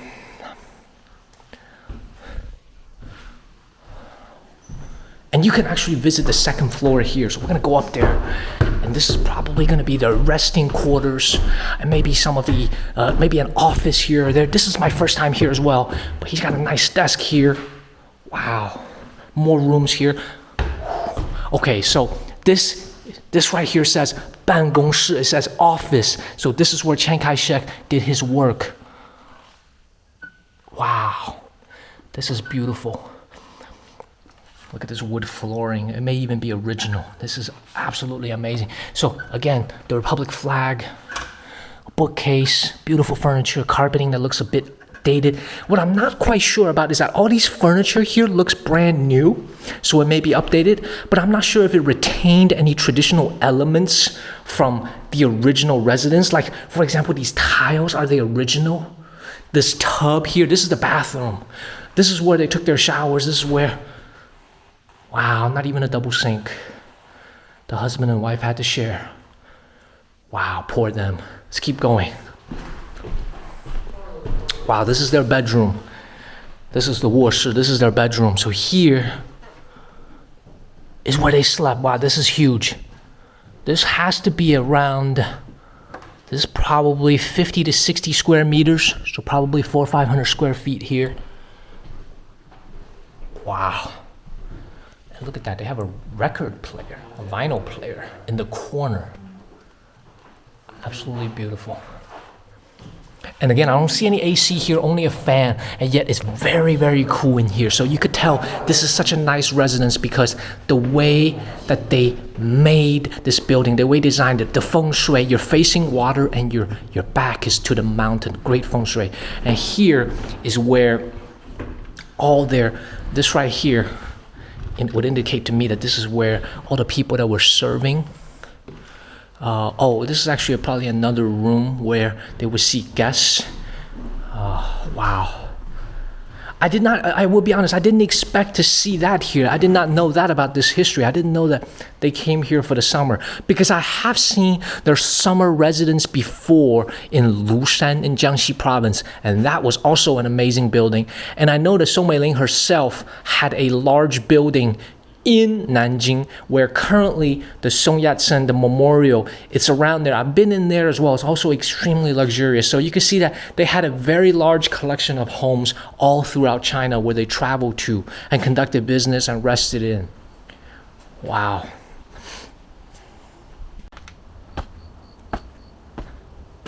As I make my way forward, you can tell today is a very, very quiet day.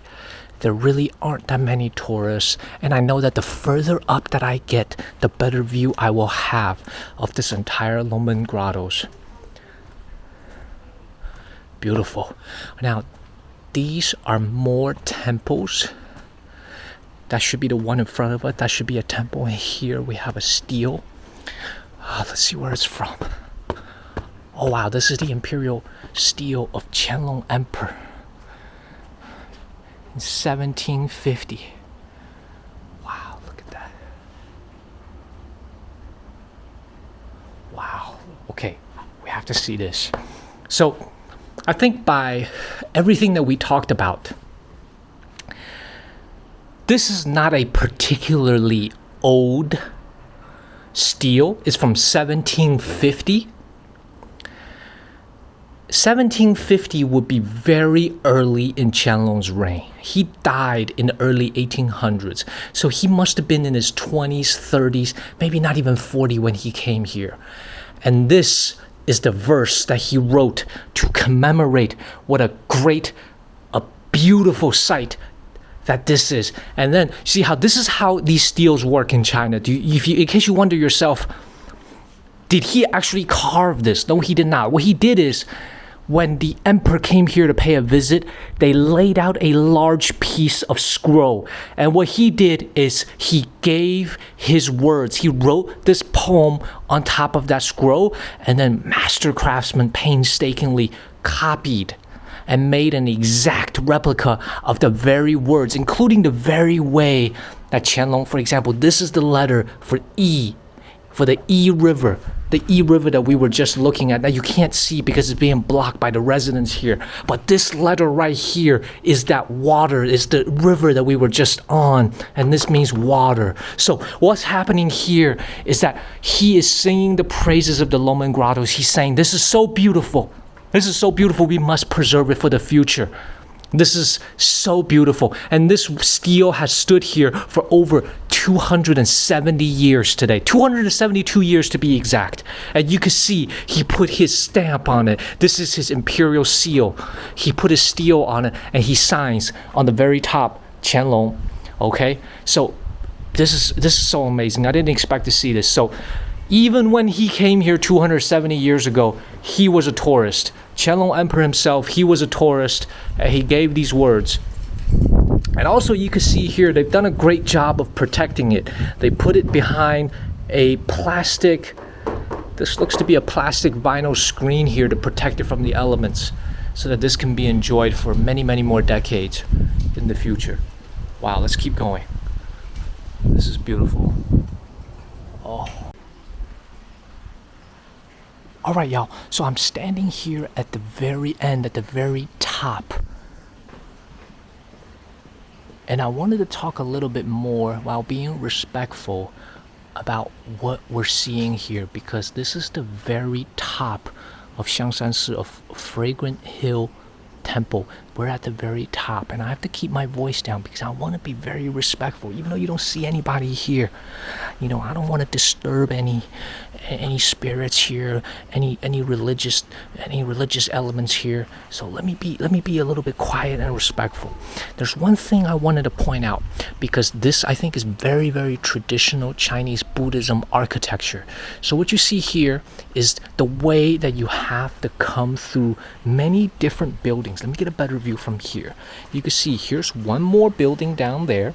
There's one more building on the side, and then there's another place of worship here, another tower here, and naturally there's one over there where we just were. So what happens in many different temples in China is that you're actually coming and going through different layers of temples before reaching the very final one. Okay, and I think if you wanted to get a really good sense of this, a really good place to visit, which hopefully in the future we will have a chance to do, is the Lama Temple in Beijing. In the capital, there is a series of different temples in the Lama Temple that goes layer after layer after layer after layer. There's so many that you almost lose track. And I won't, and out of respect, I'm just going to take a very, very simple view from outside, because I don't want to disturb anything on the inside. So I'm going to be very respectful and be very quiet and show you what it looks like on the inside, the great Buddha and his attendants. Okay, I'm going to show you what's on the side here. But you can see from this view here, if we look down, you can see there's another building here, and potentially, yes, there's one more building down there. So you're actually entering multiple different buildings. You're entering 2 different buildings in order to get to this final temple. So that is a good illustration, and this is the very end, there's no more. And that's a very good illustration about how temples are set up. You have to pay your respect to the different Buddhas, to the different representations before you get to the very end here. We're now in a very, very quiet, very nice, calm, under the shade. We're in this large stone building. This is a contemporary modern building that they built, but it models after the traditional towers that they perched on top of this hill so that any admirers, the poets, the artists, the traveling businessmen, they could come up here and enjoy the sights. They could see the flow of the Yi River and enjoy the sights. This is absolutely beautiful. This is serene and this is beautiful. Across from us, we have a number of grottos that are under construction. They're under renovation. That's a better way to describe it. They're being renovated right now and they should be ready for the winter season. So you can see there are workers on the very top. And what they're doing is they're making repairs and they're making sure that water doesn't continue to leak and damage the grottos that are down there. So I see at least 30, 40 men that are working under this blazing sun to make sure that this piece of artifact is being protected. Now, unfortunately, right now, we as tourists can't go in and see these grottos. Okay, but to give you a description of what's there is that you have Tang Dynasty and you have some Northern Wei Dynasty pieces here that they're repairing. And what they want to do is they want to make sure that they preserve the original authenticity of how these buildings looked, how these grottos looked when they were built 300, 400, 1,000 years ago. I think we get a better view from here. Look at this. Wow. This is absolutely beautiful. This is absolutely beautiful. I mean, I'm at a loss for words. So today's a very clear day. Sometimes when you're traveling in northern China, you run into air quality that may not be the best, especially in the winter. And the primary reason is the level of industrial output that happens here. So there's a lot of factory activity, and also some of the terrain is perched between multiple mountains. So imagine you're looking at a bow shape, and at the bottom of the bow may be a city, and there may be pollution and PM 2.5 that's building up, and it doesn't get blown away by wind because you're being blocked by mountains and hills all around you. And that's what sometimes causes air quality that may be a little bit bothersome. But what I've noticed traveling in China is that they've made great effort to electrify things. So I'm riding on electric buses, cabs, taxis, electric scooters that in my childhood, they all burned diesel, they all burned electricity, they all burned gasoline. Now they're all electric. So you can see the sky is very clear and you can clearly see Luoyang City in front of us. So maybe when you come here in 3, 4, 5, 10, however many years, I think the air quality will be even better. I will say that now, being here in 2020, now the air quality has improved significantly. So we're definitely in an upward trajectory. So definitely don't let that be a deterrent when you're thinking about coming to China. Look how beautiful it is. It's just green, blue skies, not a single cloud, not a single large piece of cloud in the air. This is beautiful. This is what I think the president has once said, 青山绿水, 绿水, 青山. Look at it. This is literally what we have. Look at it. This is exactly what we have in front of us.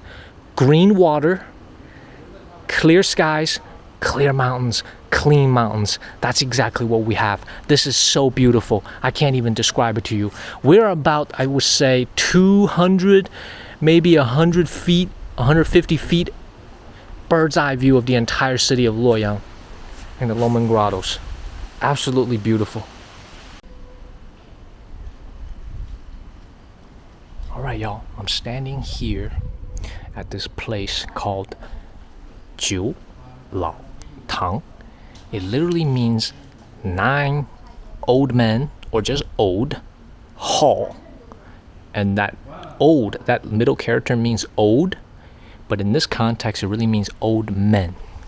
So what it really means, what we're really saying here is that this right here is the man that we're talking about. This is a Tang Dynasty poet who used to be an official, and he's very, very famous for having written many, many sarcastic poems that criticized corruption, social division, all kinds of societal issues that were plaguing what was approaching the end of the Tang Dynasty. So he lived till about 800, 830, and the Tang would be over by the end of the 800, early 900.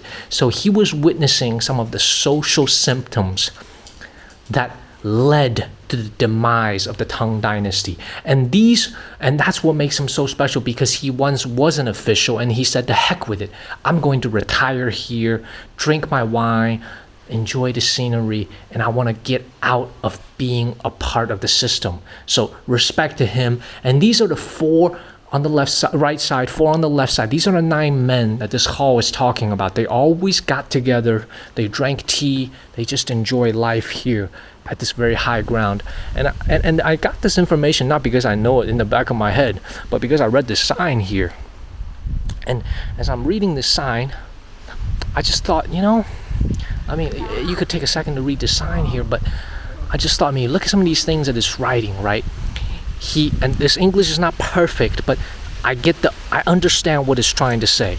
He created lots of sarcastic poems to disclose and satirize the social corruption and reflect I'm guessing that's going to say civilization, suffering under the social circumstances of increasing fierceness of class conflicts and internal conflicts within ruling class, showing his noble mind of concern of nation and civilian and straightforward love and resentment.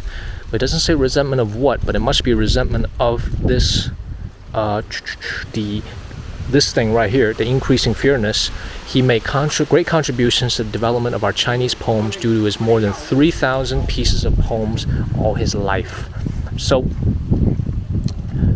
yes, the word corruption, that's a big one here. So that's something that he definitely had resentment towards, this corruption word right here. So as I was reading this, I just thought to myself, you got people today, you got the Great Resignation going on, you got people who don't want to work or be a part of a system that doesn't recognize their work, or they see it as a system that doesn't reward them for the contribution that they've given. Well, that's not a modern concept. That's not a modern concept. When I read that, it made me realize that men and women as far as 1,000, 1,500 years ago, they felt the same way. In this case, 1,200 years ago, they felt the same way. And that's what's so interesting to me, is because the continuity of being human, what does it mean to be human, is that even though we may be more technologically advanced today, I think we have some of the same social issues that we're trying to race and solve today. So that's what this hall just made me think. And I gotta crack a joke here. I stood here not because I thought, man, this building looks kind of interesting, because I thought, I see some shade here. I gotta get some shade. I'm being burnt by the sun all day. But when I read that, it really made me feel like, wow, maybe the people in antiquity, they're more similar to us than we think. Just because we have the brand new iPhone, just because we have all kinds of technology, maybe we're no better than them. Maybe we're, in some cases, the exact same as them in the way that we think and look at the world. So that's something to think about. Let's keep going.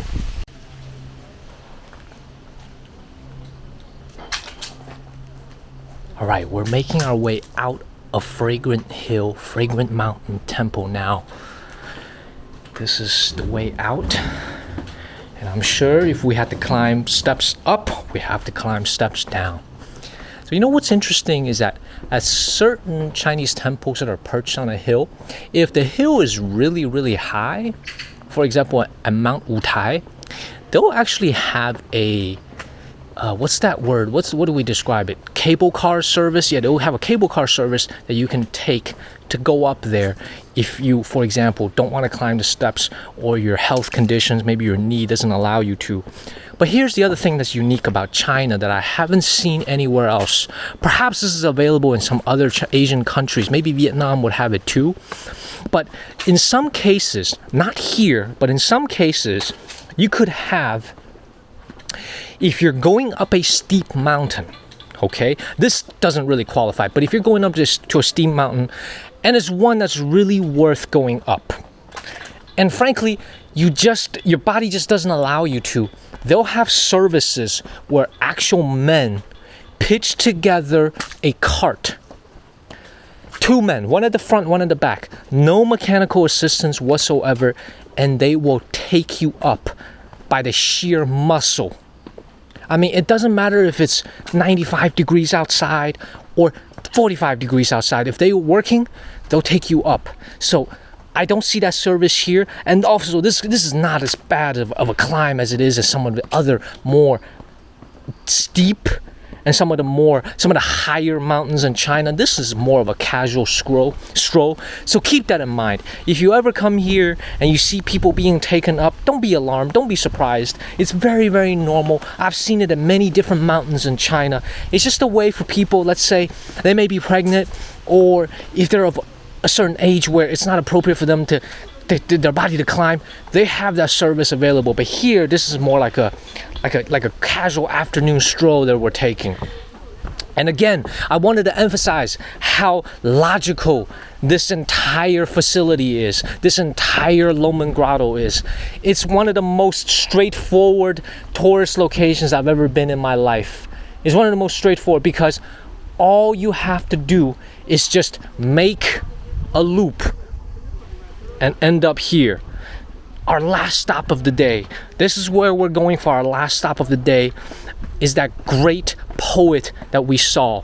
We're going to visit his tomb. We're going to visit and pay our respect because he was buried here. He came here for retirement to get away from a society that was becoming increasingly corrupt and increasingly unequal. And we're going to go and visit and pay our respects to his tomb. Let's go. All right, guys, just to give you an idea of where we are. So if we make a left here, we're gonna end up exactly where we started today when our taxi driver dropped us off. That's not what I wanna do. I wanna visit and pay my respect to the tomb of this great poet, and I got lost. So apparently you gotta further walk up another 50, 60 yards, and then you gotta make a right. And that's where you're gonna find his resting place. So that's where we're going now.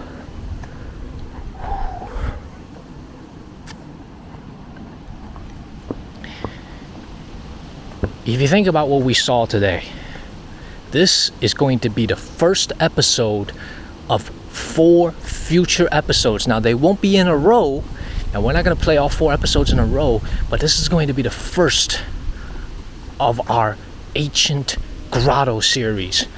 We are now finishing up the Longmen Grotto series, and then what we're going to do is we're going to try to make our way further west to the row of the way that the Silk Road ran. That's what we're gonna try to do, east to west.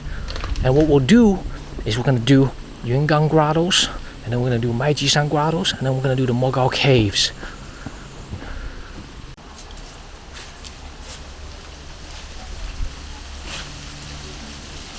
All right, now we're standing in front of the final resting place of the great Tang poet Bai Juyi. Now, the first thing that struck out at me was that this place is 30,000 square meters. So how big is that? How big is 30,000 square meters?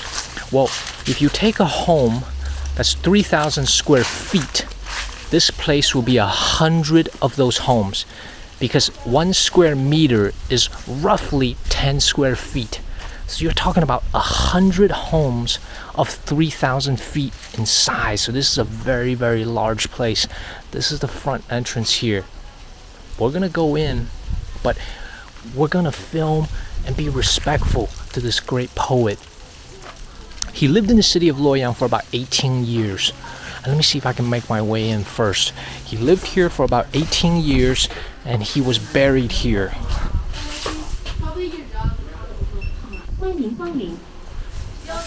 Okay, we made it.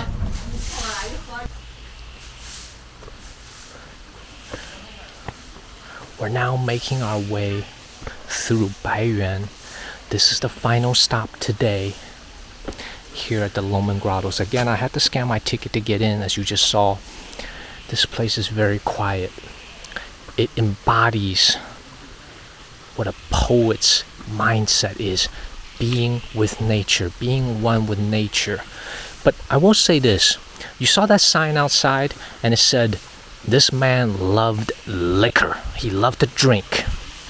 And I find that very interesting because another great Tang Dynasty poet, Li Bai, was a known alcoholic. He was a known alcoholic. He drank all his life. He loved alcohol so much that many of his poems are actually about drinking.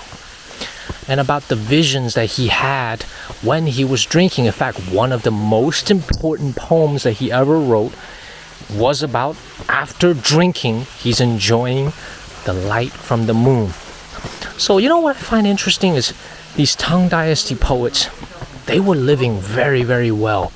They drank, they wrote, and they left behind a legacy for kids today, for adults today study. Everything except don't drink too much. But he was a prolific drinker, and perhaps that was why he found the inspiration to write so many things that he wrote. And I gotta tell you what happened to the great Li Bai. He fell off a boat in a state of drunken stupor, and that's how he died. So if that isn't a moral lesson about don't drink too much, I don't know what is. The great Li Bai. All right, here's a map of where we are.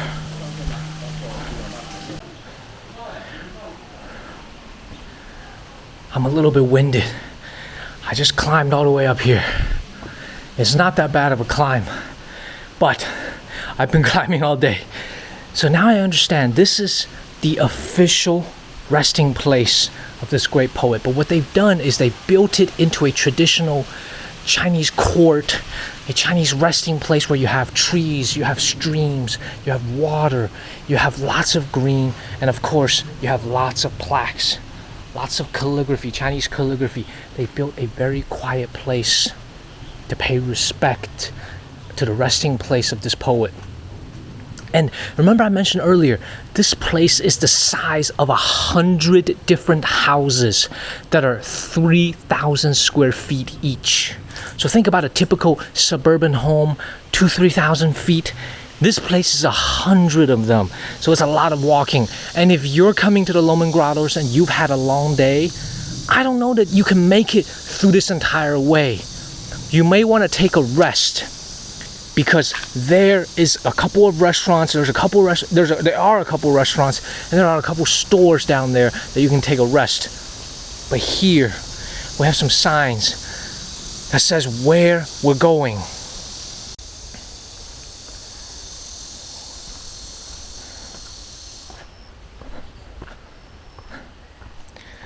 As I'm walking down these steps here, our episode today at the Great Longmen Grottoes is coming to an end. This has been an honor to come here to this place yet again, to see it in all its glory. And actually, the first time I came here, I didn't even know this was here. I didn't even go up to the hill to see the temple and the former residence that we just saw, because I was just a rushed tourist wanting to get through the Longmen Grottoes and go home and have lunch, go back to the hotel. So this time, I personally even feel like I've learned so much more. And I hope you watching this feel the same way. We're now coming to the end of this episode, and I just want to say, if you enjoyed it, it's never too late.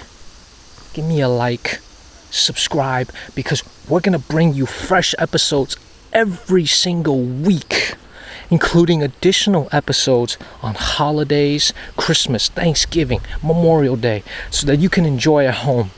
That's what I enjoy doing. See, this isn't even work for me. This is something I enjoy doing. I enjoy visiting historical places, cultural places, different things that showcase positivity, good energy, good vibes. That's what I enjoy doing. I enjoy walking around, holding my DJI camera to show you all these things around China, around the world. We need more positive energy in this world, and that's what I enjoy doing. So if you enjoy my videos, please give me a like, give me a subscribe. I hope you'll keep watching. If not for my annoying voice that's constantly talking, but for the scenery that I brought you, whatever it is that you enjoy, let me know. Let me know in the comments. I read it. If you want me to make improvements to the videos, do you think it's too long? Do you think it's too short? I don't think anyone's going to say it's too short, but do you think I talk too much? Let me know, and we can make adjustments. But here, quietly, we're walking towards the very, very end. And you can see, these are all modern buildings, by the way, that you see on the right. I think it's pretty obvious. These are modern buildings that they've built. I think this is to house the workers that are here, keeping the grounds clean. Again, green everywhere. Very old trees. This tree is 82 years old. Just a very, very quiet, peaceful, and serene energy. Really, really good. We're going to continue in Luoyang for a few more days because there's a lot to see in this city. Henan and Shanxi Province, not Shanxi Province, but Shanxi Province are two of the most underrated provinces, in my opinion, when it comes to tourism and understanding culture and history. So we'll stay here for a few more days, and we're going to see a lot more things. We're going to see a lot more things, including one of the 5 immortal mountains of China. So there's a lot to be seen here. This is one of my favorite parts of China also to explore, but you have to be very, very exclusive and specific about the time period that you come here, because it can get hot in the summer and it does get cold in the winter. So you have to be very selective when you come here. This is not one of those places that stays warm in the winter or is very cool in the summer. So coming here in the autumn or in spring is exactly where you want to be. The kids are back in school, the crowd sizes are much, much less intimidating, and you have a much more serene experience. So I'm very, very targeted with how I pick my time to come here. And even today, this is a fall, autumn day, I still feel pretty hot having done all this walking. All right, now we're approaching the end, we're approaching the exit. I'm gonna keep walking here in the shade. As you can see, all kinds of calligraphy along these walls. Very, very few people. This is Henan Province. If you wanted to Google and find out more, Henan, Henan Province, one of the largest provinces by population size in China. And we have a lot to accomplish here because we have a lot to see. I think overall in total, we're going to make at least 8 episodes here, if not a dozen, because there's just so much history. This is one of the original places where the Chinese civilization was grown out of, because the Xia Dynasty, the great Xia Dynasty, has never been found. We've never found any historical site that tells us where the Xia Dynasty once was, if it even is real. But the Shang Dynasty is real. This is the 2nd recorded dynasty in Chinese history, and it's right here in Henan Province. So we're going to go and see that as well.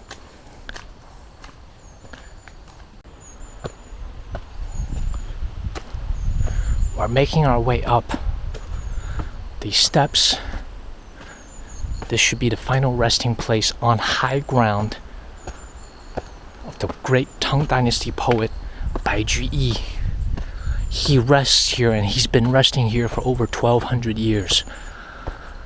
So now, before I get up there,